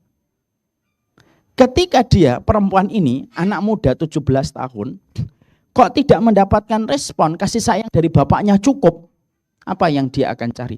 Dia akan mencari pelampiasan kasih sayang dari luar. Sehingga ketika ada satu WhatsApp masuk dari ikhwan, misalkan dari laki-laki, musang berbulu domba, itu langsung direspon Pak. Kenapa? Ya karena dia sudah kosong Pak tangkinya Pak. Masya Allah ya. Jadi makanya akhirnya yang disebut dayus itu laki-laki atau perempuan? Ayo dong jawab jujur Pak. Yang disebut dayus itu laki-laki atau perempuan? Ada nggak dayusah? Nggak ada Pak. Ustadz ini nggak adil ini. Mosok dayus doang. Dayusah ada nggak? Pertama bahasa Arabmu berantakan Pak. Nggak ada dayusah. Yang kedua memang nggak ada. Dari situ, dari yang dijelaskan Imam Adz-Dzahabi dalam kitabnya Al-Kabair, kenapa dayus itu ar-rajul alladzi yukirul khabis fi ahlihi? Laki-laki yang membiarkan kemaksiatan terjadi kepada keluarganya. Itu kalau laki-laki membiarkan maksiat terjadi sama istrinya dan anaknya, itu aja sudah dosa, ya enggak Pak? Apalagi laki-lakinya pelaku dosa. Saya ulang kembali, paham analogi saya ini Pak? Dayus itu merupakan dosa besar. Dayus itu dosa besar. Sepakat kita di sini? Dosa besar. Cek di dalam kitab manapun. Dayus itu dosa besar Pak. Padahal dayus itu pengertiannya apa? Alladzi yuqirul khabitha fi ahlihi, yang membiarkan maksiat terjadi di dalam keluarga. Itu namanya dayus. Laki-laki yang membiarkan. Walaupun dia tidak bermaksiat itu. Yang menjadi sebuah kias, namanya kias adna atau maka sesungguhnya dalam analoginya sederhana Pak. Kalau laki-laki membiarkan maksiat terjadi di keluarganya saja, sudah dimurkai keluarga itu, apalagi kalau laki-lakinya pelaku dari kemaksiatannya. Paham di sini? Jadi akhirnya hilangnya rahmat pada kehidupan dan hilangnya qurrata ayun itu apa? selalu kembali kepada seorang kepala sekolah yang bernama suami. Sehingga arti qurrata ayun ini bukan berarti nanti istri-istri langsung melepaskan tanggung jawab. Wah, lega banget kajian hari ini. Jangan gitu. Jadi ternyata keluarga ini enggak qurrata itu sebabnya tuh kamu sebenarnya. Saya tuh merasa bersalah gitu, tak kira saya. Akhirnya kajian Ustadz hari ini tuh melegakan, enggak juga. Karena memang itu harus dari dua sisi yang saling melengkapi. Tapi yang ingin saya sampaikan adalah dominannya laki-laki itu. Masya Allah ya Pak. Dominannya itu. Makanya akhirnya terlambatnya wanita sholat memang buruk untuknya. Tapi laki-laki yang mereka tidak sholat itu bukan hanya dirinya tapi kembali kepada keluarga. Kalau ada misalkan perempuan bermaksiat kembali kepada dirinya. Tapi kalau laki-laki yang bermaksiat kembali ke dirinya, kembali ke istrinya, kembali ke anak-anaknya. Sehingga akhirnya disitulah kita paham bahwasanya tanggung jawab qurrata ayun itu memang dua sisi. Tapi bagaimanapun amanah tanggung jawab untuk meraih qurrata ayun itu amanahnya dipundakkan kepada seorang laki-laki. Sehingga akhirnya inilah yang menjadikan seorang laki-laki berpikir 1 juta kali sebelum bermaksiat kepada Allah. Karena apa? Istrimu, anak-anakmu. Hati-hati. Makanya maaf ya Pak, makanya kalau ada seorang suami sudah melakukan dosa besar seperti zina, sang wanita itu Pak diberikan khiyar untuk berpisah. Dan kalau dia minta pisah, tidak salah, bahkan bisa berpahala. Kalau niatnya menjaga kehormatan dirinya untuk tidak dicampuri seorang laki-laki yang berzina. Kalaupun dia memilih untuk bertahan dan bersabar karena laki-lakinya itu bertaubat, nah itu juga baik. Tapi sudah dalam tahapan fikihnya itu sudah diberikan hak khiyar Pak. Kalau istrimu hanya tidak romantis, tidak boleh kamu minta pisah. Kalau hanya suamimu memang sudah tidak harmonis, tidak boleh minta pisah. Makanya nggak boleh seorang perempuan mengatakan saya pisah gitu. Alasannya apa? Sudah tidak harmonis lagi. Loh, harmonis itu kan bukan dosa. Walaupun memang itu menjadi ujian bagi yang merasakannya disharmonis dalam kehidupan rumah tangga. Jadi akhirnya di situ kita memahami betul. Jadi sekali lagi kembali kepada qurrata ayun. Jadi kita baru membahas qurrata ayunnya dulu. Jadi akhirnya pemadam qurrata ayun itu apa? Yaitu adalah bagaimana ketika seorang suami. Makanya dituntut seorang laki-laki itu mereka mengerti kembali tentang dosa-dosanya, mengerti kembali tentang kemaksiatannya, lalu mencoba untuk bertaubat kepada Allah. Maka ada dua. Ini maaf ya. Kalau ada suami istri, bapak dan ibu melakukan dosa, lalu bertaubat, maaf, jangan paksa hasilnya menurut ekspektasi kita. Contoh, suami istri bertaubat dari dosa. Langsung dia memaksa ekspektasi. Berarti anak saya harus baik dong, kan saya sudah taubat. Terserah Allah, karena ada dua kemungkinan. Allah akan tetap jadikan anakmu menjadi ujian untukmu untuk menghapuskan dosa-dosamu yang dulu ketika kamu melakukan itu dan kamu harus sabar. Atau bisa jadi Allah akan rubah anakmu. Tapi semuanya di bawah tahta masyiatillah. Karena ada tauhid dalam keluarga yang kita miliki. Sama nih, ada suami nih. Setelah menyadari, dosanya laki-laki terhadap keluarga berdampak lebih besar kerusakan yang ditimbulkan daripada seorang istri ketika melakukan dosa. Lalu laki-lakinya akhirnya, saya sholat taubat. Ayo bareng-bareng kalau kita nyadari Pak. Nanti pulang kita sholat taubat. Maka setelah kita sholat taubat ada dua Pak. Dijadikan istri kita langsung membaik. Atau dijadikan istri kita tetap kayak gitu. Untuk menguji dan menghilangkan dosa yang pernah kita lakukan. Supaya kita diketahui oleh Allah. Konsistensi untuk jujur ketika bertobat. Ataukah setengah hati ketika bertobat. Ya, makanya akhirnya apa? Ya dari perkataan Fudail bin Iyad aja kita harus ngerasa. Dan Bapak tahu nggak kalau dilanjutkan matannya? Kalau dilanjutkan matannya tadi dalilnya adalah yang dirasakan oleh Fudail bin Iyad itu bukan 1 bulan Pak, setahun dari hasil kemaksiatan itu. Masya Allah. Ini yang menjadikan kita merenung panjang. Apa yang terjadi di rumah tangga kita Pak? Sekali lagi berpulang kepada kepala keluarga.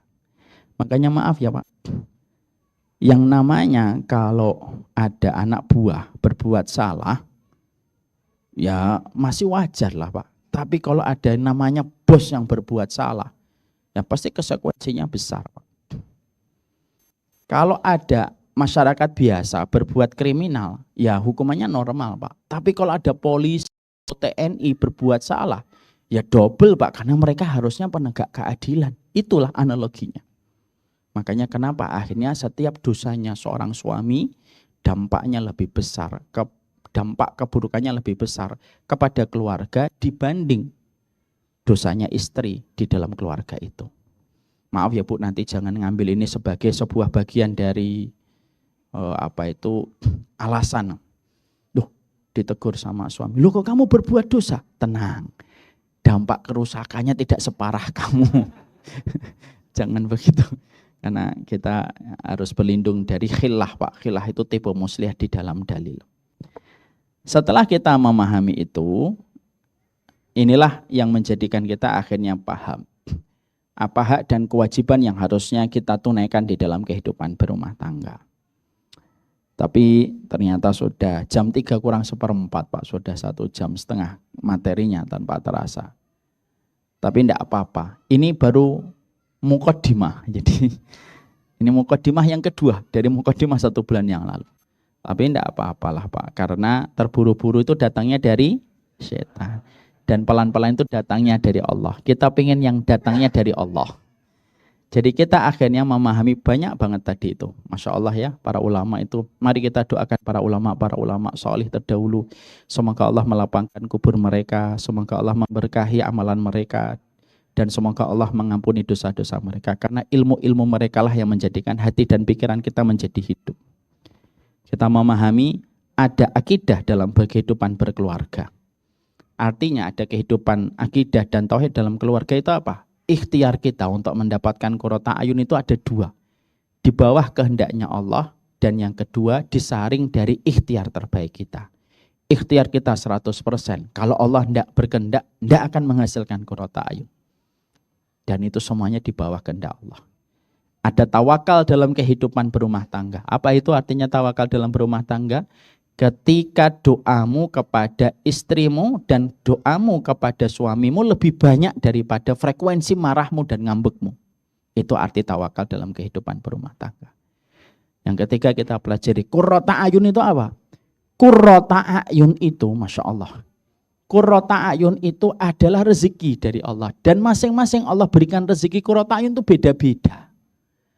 Yang tidak boleh kalau kita memaksakan qurrata ayun untuk saya itu terjadi harus sekarang. Tidak bisa Pak. Setiap orang diberikan rezeki qurrata ayun yang beragam oleh Allah Subhanahu wa Ta'ala. Kita dapetin Zaid bin Sabit. Beliau pisah dengan Ibunda Zainab. Dan Ibunda Zainab dinikahi sama Rasulullah. Di situ akhirnya Zaid itu menikah lagi dan baru mendapatkan qurrata ayun setelah pernikahan yang kedua. Nabi Ismail tidak mendapatkan qurrata ayun pada pernikahan yang pertama kan. Sampai ketika Nabi Ibrahim berkata ganti palang pintumu. Setelah akhirnya dipisah lalu nikah lagi. Kata Nabi Ibrahim jagalah palang pintumu. Artinya qurrata ayun itu tidak bisa dipaksa. Dan masing-masing kita punya frekuensi waktu yang berbeda-beda. Kalau saya kapan Ustadz? Ya saya nggak ngerti. Kok nanya sama saya aja masih nanya-nanya. Gitu. Maka sesungguhnya bukan nanya kapannya. Tapi kita harus yakin. Yang keempat, semarah-marahnya bapak dan ibu dalam pertengkaran. Jangan pernah mengeluarkan statement yang seakan-akan kemarahan itu menjadikan engkau membenci qurrata ayun. Dan seakan-akan kamu memustahilkan qurrata ayun itu datang. Karena apa? Ucapan kalau sudah keluar dari lisan bisa jadi diaminkan oleh para malaikat. Kita akhirnya paham, qurrata ayun itu merupakan sebuah kata yang memiliki makna yang anonim. Memiliki makna yang sinonim, tapi qurrata ayun itu juga memiliki makna, memiliki kata yang memiliki anonim. Anonimnya qurrata ayun itu apa? Dosa dan kemaksiatan. Di sini kita belajar, dosanya laki-laki, dampaknya sama keluarga lebih besar daripada dosanya wanita, dampaknya kepada keluarga. Dayus itu laki-laki, Pak. Dan itulah yang menjadikan kita harus paham. Berpikirlah 1000 kali sebelum melakukan dosa dan maksiat. Barakallahu fikum. Masya Allah. Ini materi yang sangat panas, Pak, sebenarnya. Karena AC-nya kelihatan nggak nyampe ke saya. Bukan karena materinya, tetapi karena AC-nya nggak nyampe. Semoga Allah memberikan keberkahan atas apa yang kita pelajari. Nanti insya Allah ada ringkasan materi ini. Coba, nak, operatornya sampai ini, bitly-nya nak. Bitly-nya nak.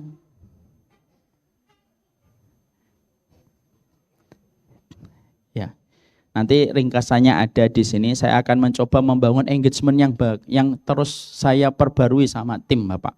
Karena saya berkomitmen supaya kita ini menjadi keluarga. Makanya setiap kajian ini kita buatkan resumenya. Terus apa yang menjadi resume kajian kita nanti kita akan buatkan pembahasan yang baru tambahan. Bagi yang ingin untuk mendapatkan intisari kajian yang nanti kita akan bahas dan kajian yang tadi, silahkan untuk mengklik di sini insya Allah. Semoga bapak-bapak dan ibu semakin mendapatkan kenyamanan dalam belajar. Semakin nyaman belajar, jangan semakin jauh. Zaman semakin ke sini, kamu jangan semakin ke sana. Ya. Semoga Allah memberikan kebaikan untuk kita insya Allah. Karena baru muqaddimah, sebenarnya kalau muqaddimah itu nggak usah nanya. Namanya juga muqaddimah kan gitu. Termasuk agak aib-aib dikit lah kalau muqaddimah sudah nanya. Enggak, tapi kalau memang ada pertanyaan saya persilahkan mungkin waktu asalnya 15 menitan lagi ya. Tidak apa-apa mungkin 1-2 pertanyaan. Saya persilahkan kepada MC-nya. Baik, alhamdulillah jazakumullah khairan katsiran buat Ustadz. Semoga baik yang menyampaikan maupun yang mendengarkan senantiasa Allah ganjar pahala dan kebaikan buat kita semua. Amin ya Allah ya rabbal alamin, dan mendapatkan apa yang diharapkan oleh kita dan keluarga, yaitu berupa qurrata ayun. Seperti yang saya sampaikan tadi, bagi jemaah yang ingin bertanya, kami persilakan, mungkin karena terbatasnya waktu sekitar 2 pertanyaan aja yang akan disampaikan ke Ustadz. Silakan kalau ada. Ada mungkin yang ibu-ibu atau bapak.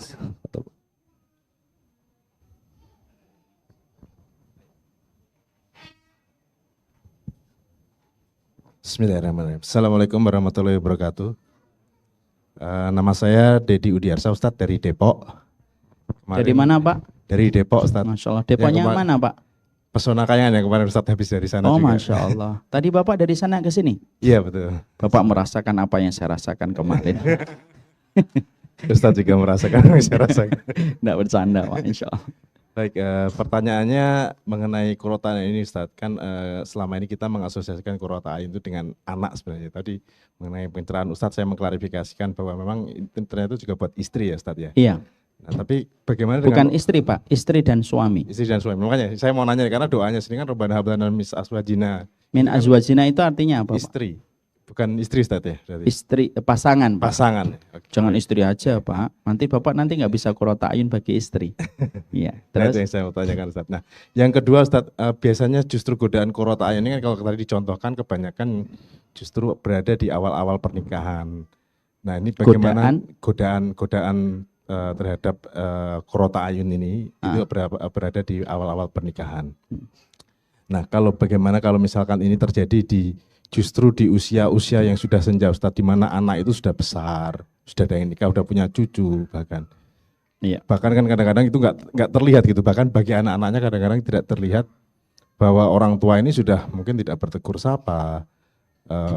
Cerai pun juga tidak bisa. Anak-anak udah gede-gede, nggak mungkin gitu kan ya. Nah itu tantangan seperti itu bagaimana, Ustadz? Apakah apa yang perlu dilakukan mungkin kita sebagai anak untuk mendudukkan ini seperti apa yang dicontohkan oleh Rasulullah SAW. Jadi kira-kira itu, Ustadz, pertanyaannya. Terima kasih kurang lebihnya. Assalamualaikum warahmatullahi wabarakatuh. Assalamualaikum. Yang pertama kita bedah dulu surat Al-Furqan 74 bahwasanya qurrata ayun itu sebenarnya bukan hanya untuk anak, tetapi untuk istri kita, pasangan kita, suami kita. Dan sebenarnya simpel Pak, dan sering saya ulang di banyak sekali kesempatan majelis ilmu.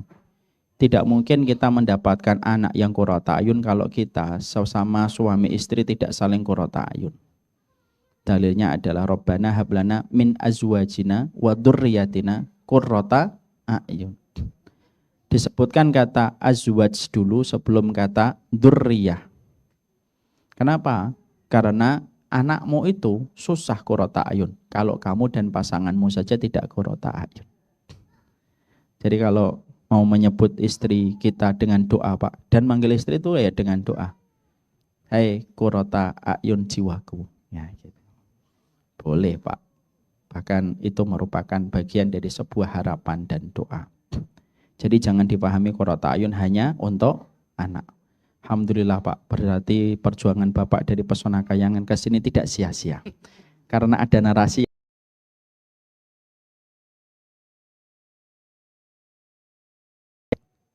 Yang kedua, maaf ya Pak, saya itu secara subjektif. Bapak boleh pro, boleh kontra. Kalau saya mendapati satu penelitian, saya tidak membenarkan tapi tidak mendustakan. Karena kalau saya mendapati satu penelitian langsung saya telan mentah-mentah, saya harus menghadapi banyak konsekuensi. Apa kaitannya dengan pertanyaan Bapak dan korelasi dengan jawaban saya? Karena kita ini sering termakan dengan sebuah perkataan yang berdasarkan katanya penelitian. Oh 5 tahun pertama itu pernikahanmu akan terjadi badai. Yang asalnya tidak terjadi badai pun mikirnya jadi badai Pak. Makanya saya ketika membaca itu saya nggak membenarkan. Saya nggak mau 5 tahun badai. Berat banget.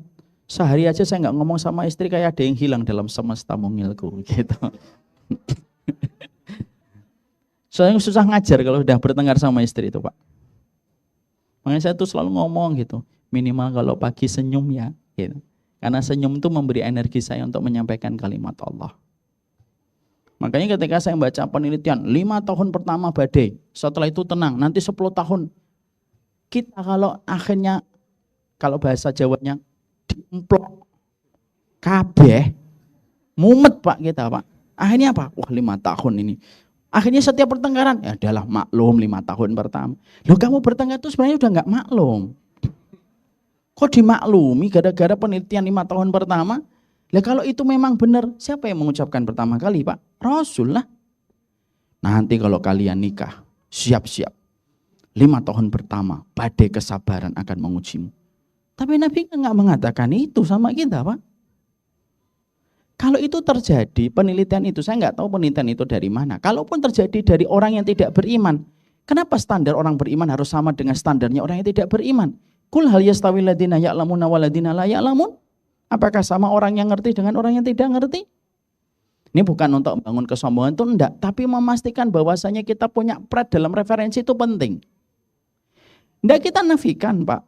Jangan kita juga sombong. Setiap penelitian saya tolak. Enggak gitu juga. Makanya saya tadi Pak, kalau saya secara subjektif, saya itu la nusaddiq wa la nukadzib. Saya itu kalau menyikapi penelitian, ya saya nggak mendustakan dan saya juga tidak membenarkan. Karena apa? Kita ini kaum yang sudah dikasih referensi oleh Allah lengkap. Nggak ada yang tertinggal Pak, mana ada yang tertinggal? Sampai maaf ya, sekitar sebulan yang lalu, saya lagi seneng-senengnya mempelajari NASA Pak. Loh NASA itu di website resminya dan channel resminya Pak mengeluarkan statement ilmiah. Ternyata di balik black hole itu ada kandungan air yang gede Pak. Loh saya ketika mendengar itu sujud syukur Pak. Karena salah satu di antara ilmu saya mulai dibuktikan satu persatu oleh Allah. Walaupun saya mengimaninya. Tapi akal itu menyusul keimanan itu. Kalau akal kita benar. Kenapa saya bisa sujud syukur? Karena saya tahu Pak. Bahwasanya Nabi sudah menerangkan langit itu ada 7 lapis Pak, lapis pertama sama lapis kedua sejarak 500 tahun perjalanan. sampai sama lapis yang ketujuh. Di atas lapis yang ketujuh kata Rasulullah dalam hadis yang sahih, itu ada lautan, Pak. Yang antara dasarnya sampai permukaannya 500 tahun perjalanan, Pak. Makanya NASA yang nggak pernah baca hadis itu, karena dia bukan orang yang bisa membaca kitab, dia pun memberikan penelitian yang ternyata senada, Pak. Dia mengatakan penelitiannya apa? Semakin tinggi kita menjelajah ke alam semesta yang tidak ada ujungnya, semakin tinggi kandungan airnya. Coba, Pak. Referensi kita tuh sebenarnya lengkap. Ketika NASA memberikan sebuah penelitian, adanya bintang yang mengeluarkan suara ketokan. Kan kita sudah ada wasama iwat torik. Demi langit, dan langit itu yang mengetuk pintu suaranya. Jadi akhirnya apa? Referensi itu bagaimanapun tetap di bawah keimanan kita. Kenapa? Iman itu fungsinya menjangkau apa yang tidak bisa dijangkau oleh akal. Tapi iman itu tidak bertentangan dengan akal yang sehat. Cuma akal yang sehat itu kadang-kadang prosesnya tuh lama. Kalau iman cepat, Pak. Kenapa? Karena kita langsung kepada sumbernya, Pak. Main base-nya yaitu kepada Allah. Makanya orang yang tercepat tuh bukan Yamaha. Orang yang beriman sama Allah. Kan begitu. Sebelum dokter hari ini ngomong, Pak, maaf saya ini contoh yang paling sederhananya sering saya sampaikan. Saya tuh pernah makan sama beberapa komunitas dokter gitu. Terus beliau dokternya itu mengambil buah. Saya kira sudah paham sunnah. Makan buah dulu. Terus sebelum saya ngomong, beliau sudah ngomong duluan. Ustadz, dulu kan Ustadz pasti belajarnya 4 sehat 5 sempurna kan? Iya. Dulu diajarin di SD gimana Ustadz? Ya makan buahnya terakhir Pak, habis makan. Walaupun saya sudah nggak mempraktekkan itu. Cuma karena dokternya ngomong ketika SD ya saya jawab sesuai konteks pertanyaan. Ya makanya habis makan. Iya Ustadz itu salah Ustadz. Karena apa? Kalau kita makan buah setelah makan nasi, buah itu cepat membusukkan apa yang ada di lambung. Tapi kalau kita makan buah dulu, maka nasi itu akan mengkondisikan kepada lambung supaya siap menerima asupan yang berat. Tapi dikondisikan ada cairan untuk membasahi dulu. Oh gitu ya Pak? Iya. Makanya Ustadz makan buah dulu. Sebenarnya Pak, saya dari dulu sejak di pondok memang makan buah dulu. Gitu. Loh, kok Ustadz tahu? Loh, karena Ustadz saya mengatakan Rasul itu tidak pernah makan buah setelah makan kambing. Rasul selalu makan buah sebelum beliau makan yang besar. Masya Allah Pak. Apa yang ingin saya sampaikan dari kesimpulan-kesimpulan ini adalah penelitian itu kita tidak harus langsung membenarkan Pak. Kita lihat dulu dari siapa penelitian itu. Dan kalaupun ternyata itu akan membentuk negatif thinking kepada pikiran kita, ya kita tepis Pak. Kenapa? Allah membersamai sesuai prasangka kita kan.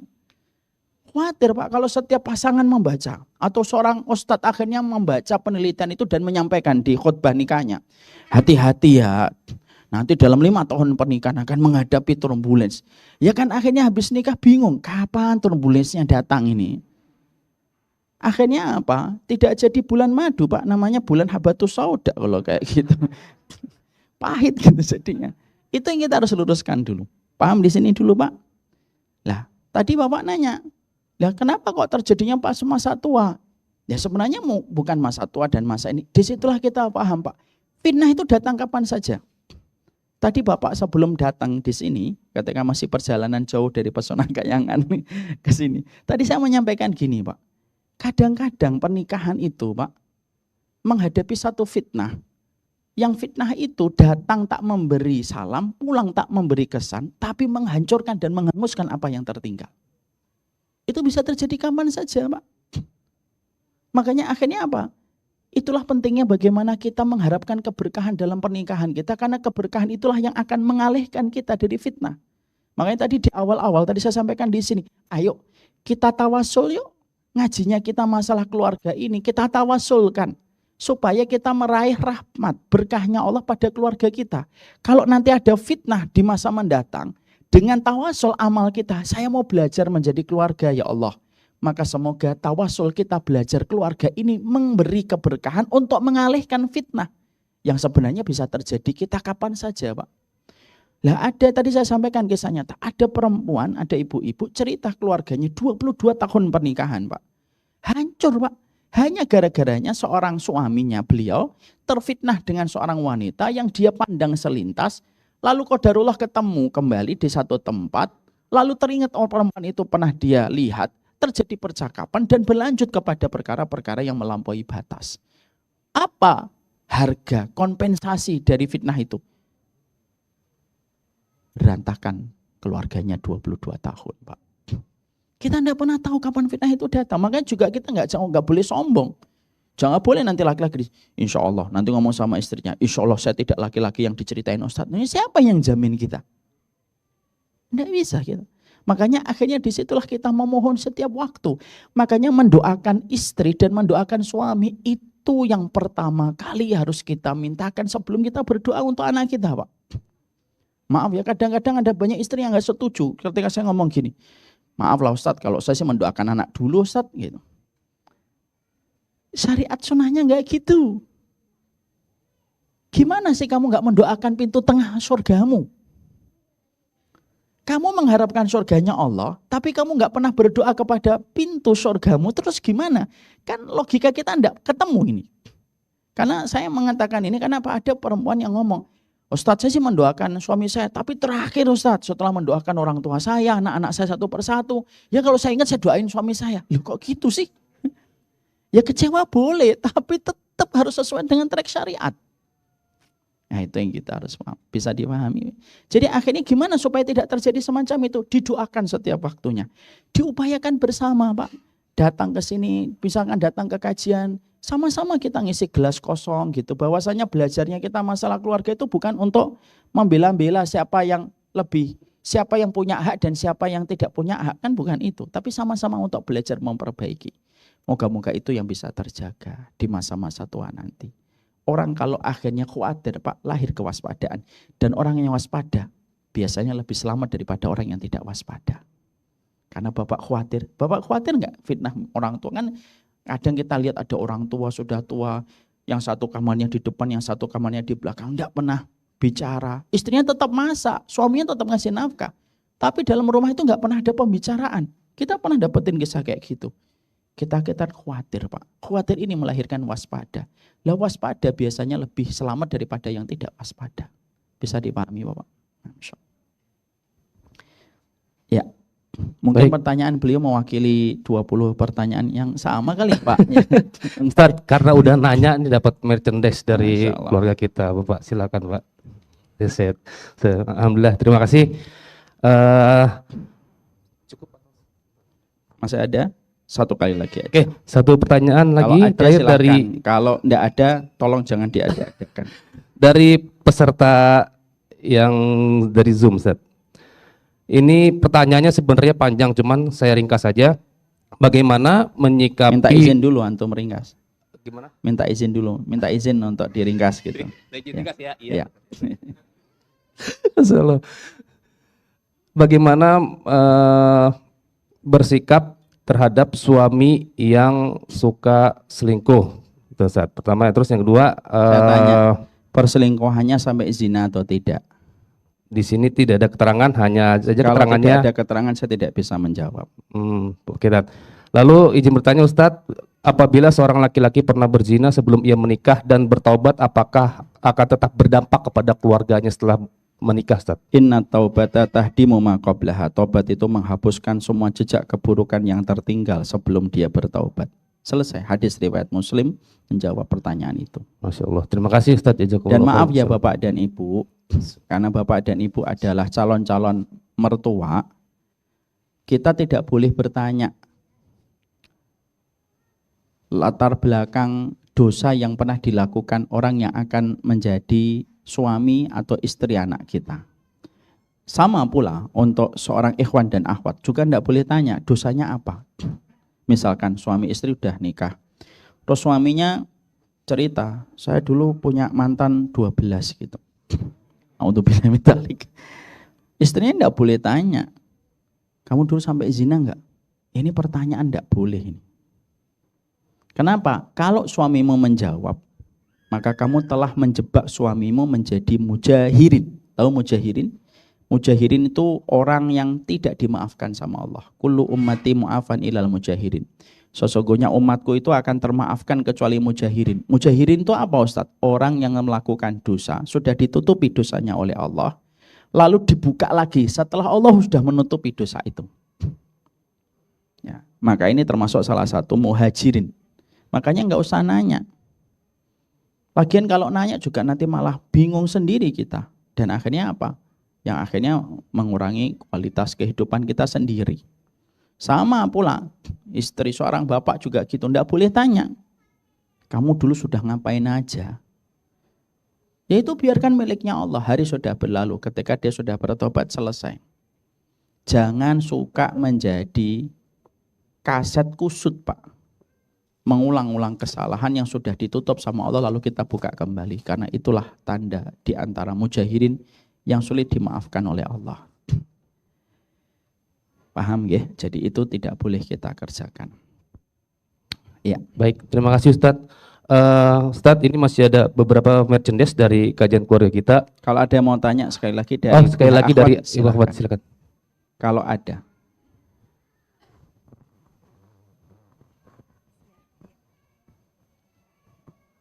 Bismillahirrahmanirrahim. Assalamualaikum warahmatullahi wabarakatuh.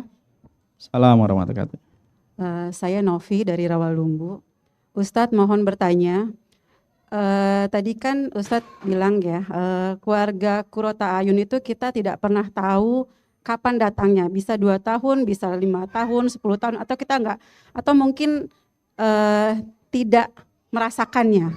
Kalau saya boleh tanya Ustadz, adakah ciri-cirinya? Misalnya kita melihat, oh keluarga kita udah dapat nih Qurrata A'yun, adakah ciri-ciri di kehidupan kita sehari-hari Ustadz kalau memang keluarga kita sudah mendapatkan Qurrata A'yun? Itu aja Ustadz, terima kasih. Wassalamualaikum warahmatullahi wabarakatuh. Waalaikumsalam.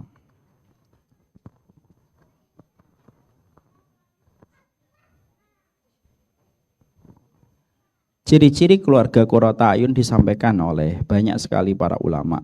Salah satu di antara ciri yang paling mewakili semuanya adalah ketika proses ketaatan keluarga itu bertumbuh, yang disertai pada ketenangan setiap keluarga tersebut. Ketaatannya bertumbuh, ketenangannya didapatkan seiring dengan ketaatan mereka yang bertumbuh bersama. Itu salah satu cirinya keluarga Qurrata A'yun. Karena dalam beberapa perspektif Qurrata A'yun itu sama dengan barokah. Dan barokah itu simpel. Kullu matuzidukum fitoah, apapun yang menambah ketaatan kita itulah di antara makna keberkahan yang menjadi salah satu cikal keluarga Qurrata A'yun. Syarat yang lainnya masih banyak, tapi salah satunya itu. Dan kita tentunya berhusnudon gitu. Bukan berarti nanti kalau kita sudah Qurrata A'yun tidak pernah kecewa. Ya enggak bisa lah. Kecewa tetap ada, tapi kekecewaan itu cepat sirna.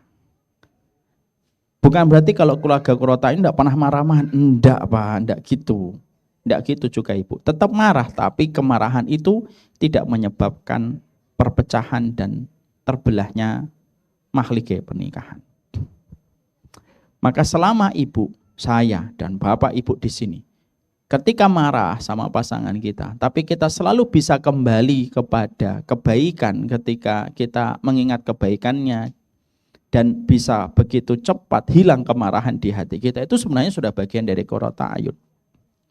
Jadi bukan berarti nanti keluarga Qurrata A'yun itu tidak pernah bertengkar, tidak pernah kecewa, tidak pernah sedih, tidak pernah ini. Enggak Bu, kalau itu nanti di surga. Kalau di dunia mah enggak. Tetap bagaimanapun kita mendapatkan ada kekecewaan, ada kesabaran yang harus diberikan, ada kemarahan yang kita jumpai. Tapi semuanya bisa selesai. Dan begitu cepat sirnanya di dalam kehidupan ketika menghadapi itu. Kapan saya tidak kecewa dengan suami saya? Ya nantilah di surga.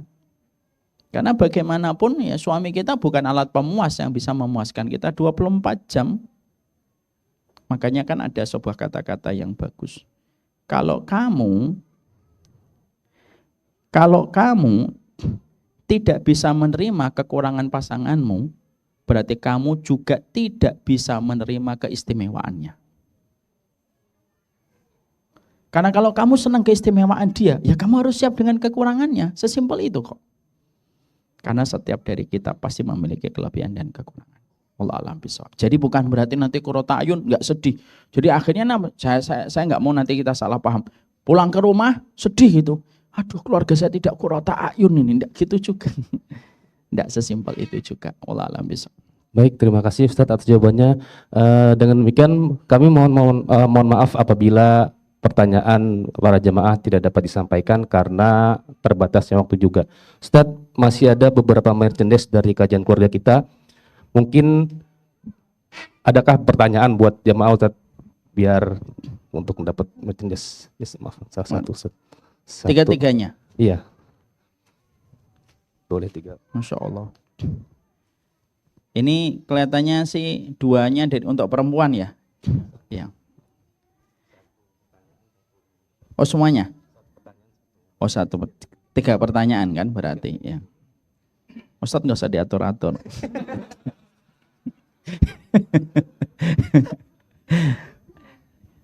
Maka saya ingin bertanya, salah satu moto kehidupan berkeluarga itu ada di dalam salah satu surat dan ayat yang tadi kita sering ulang-ulang. Surat apa dan ayat apa? Iya. Surat apa? Bukan. Bukan. Iya Ibu. Al-Furqan 74. Iya Masya Allah. Ibu pengen dapat apa? Ibu pengen dapat Naraya scarf, kaos, atau Ria Miranda? Masya Allah. Tahu aja dia. I know what you pick. Yang berikutnya, pertanyaannya adalah, apa arti tawakal dalam keluarga? Ya, jangan baca, lihat saya. Tawakal dalam Bismillahirrahmanirrahim. Tawakal dalam keluarga itu adalah doa kita itu lebih banyak dibandingkan dengan marah kita. Masya Allah. Antum pengen dapat apa? Pengen foto sama saya atau pasti mintanya Naraya scarf, iya kan? Iya. Oh boleh. Kelihatan dari wajahnya sayang sama istri. Yang terakhir, mendapatkan Qurrata Ayun itu kan ada 2 komponen besar. Komponen 1 itu penentu. Karena komponen 2 kalau sudah didapatkan, kalau komponen 1 tidak berkehendak nggak dapat. Apa 2 komponen mendapatkan Qurrata Ayun? Ya silahkan Ibu. Apa? Iya, Masya Allah, barakallahu fiik. Alhamdulillah sudah selesai kajian kita. Ada lagi 3 buku ini dipersembahkan untuk peserta yang datang lebih awal. Ada jamaah yang datang lebih awal, paling awal, yaitu ada Bu Yunita, Via, dan atas nama Chris. Mana ada? Oh iya. Terima kasih. Chris, Pak Chris, ini Pak Chris. Tapi istrinya udah dapet deh. Gak apa-apa dapat lagi. Canda Pak. Satu lagi, yang paling jauh dari mana ini yang datang? Paling jauh. Mas Bobi dari mana? Ah, nggak termasuk Ciputat. Ada yang paling jauh di sini? Saya. Dari mana? Bogor. Bogornya lebih jauh nggak nih Ibu? Dari mana? Ciputat. Ciputat Bogor jauhan mana kira-kira? Saya nggak pakai Google Maps lagi. Ah, Lampung. Masya Allah, langsung ya. Nggak. Bogor, Ciputat dekat Bu, jauh sama Lampung. Baik. Bapak dari mana? Dari Lampung, Pak. Oh, ahlan, Masya Allah. Belum melewati lautan dan samudra. Ahlan Pak, semoga sehat. Terakhir kita ketemu kapan ya Pak ya? Oh inci, Masya Allah. Alhamdulillah sehat selalu Bapak, Insya Allah. Alhamdulillah, semoga yang di Lampung dan perjalanan jauh dari Lampung, semoga Allah berkahi dan kepada kita semuanya. Saya menyampaikan Bapak dan Ibu beberapa informasi, karena kita akan adalah membangun rasa keluarga. Yang pertama, Syamila Wisdom akan kita laksanakan tanggal 30 Oktober sampai tanggal 30 September sampai 1 Oktober. Alhamdulillah dengan izin Allah kemarin kita buka pendaftaran tidak sampai 4 hari sudah sold out. Ada 200 hampir 50 pendaftar. Kita nanti insya Allah akan lakukan di Hotel Ra Jakarta Selatan. Syamila Wisdom ini adalah persembahan kita kepada setiap orang tua. Tentunya harus paham Pak, ada latar belakang kenapa kita menyampaikan Syamila Wisdom. Karena saya menjumpai banyak orang tua yang mereka kebingungan bagaimana menghadapi masa-masa tuanya mereka. Tapi ingin bertanya, takutnya merepotkan anak-anak yang mereka miliki. Makanya Masya Allah Syamila Wisdom ini salah satu persembahan bagaimana sunnah mengkonsep masa tua. Karena sesungguhnya ilmu adalah pegangan bagi setiap manusia. Ini Syamila Wisdom. Bagi yang Masya Allah ya, banyak sekali yang mendaftar tapi sudah terlambat. Dan memang kotanya sudah ditutup dengan izin Allah karena memang sudah full book gitu ya. Insya Allah nanti akan diadakan batch yang kedua, tapi kemungkinan besar batch yang keduanya nanti ada di Bandung. Ya, untuk yang ketiga, apakah nanti di Jakarta, kami belum bisa memberikan kepastian. Kemudian yang berikutnya, bagi bapak-bapak yang punya putra dan putri ketika sudah menginjak usia pernikahan, maka segera daftarkan di Syamila Series kita yang insya Allah akan tayang di bulan Desember, Me and My Halfdin. Ya, ini merupakan persiapan setiap orang ketika akan menikah. Karena sesungguhnya begini Pak, orang itu kalau nikah biasanya itu yang difikirkan apa? Gedung, terus dress code, prawedding, terus foto. Malah kemarin Bromo sempat terbakar gitu ya. Terus kemudian cateringnya, tapi terkadang justru ilmunya malah tidak tahu. Nah ini yang menjadi sebuah problematika. Kalau keluarga sudah dimulai tanpa ilmu, ya sulit rasanya mendapatkan qurrata ayun, karena bagaimanapun qurrata ayun dimulai dari jalur ilmu. Oleh karenanya, saya menyampaikan bagi yang punya saudara, punya keponakan, anak yang sudah menginjak usia pernikahan, segera daftarkan di Syamila Series, Me and My Halfdin. Alhamdulillah inilah acara kita dan mohon maaf sekali acara kita pada kesempatan siang kali ini memang sangat terbatas, yaitu hanya kita buka 150 peserta. Kita tuh pengennya kalau buka kajian itu bisa dibuka umum Pak, tapi qadarullah tempat kita yang sangat terbatas. Kami berencana nanti kalau Allah menakdirkan kami pengen bangun tempat kayak hotel gitu atau tempat losmen gitu, sehingga bisa menampung lebih banyak, menampung yang dari luar kota, supaya betul-betul kita membangun keilmuan Pak. Karena yang paling dibutuhkan masyarakat itu adalah ilmu. Dan yang paling dibutuhkan masyarakat itu sunnah. Tidak membahayakan kemiskinan selama orang itu memahami ilmu dan sunnah. Tidak membahayakan jabatan, tidak membahayakan kedudukan selama kita paham ilmunya dan sunnahnya. Nah itulah yang menjadikan kami selalu berkomitmen menjadi mercusuar ilmu bagi kehidupan umat. Semoga Allah mudahkan setiap rencana kebaikan kami dan semoga bapak-bapak dan ibu menjadi bagian dari keluarga besar kami insya Allah. Mungkin kalau dilihat ini masih ada pembangunan di sini. Ini pembangunannya lantai 1 nanti untuk playground. Nah, kita lihatlah hari ini gimana dampaknya anak-anak yang membersamai kita dengan celotehnya. Itu adalah masa-masa indah bagi mereka.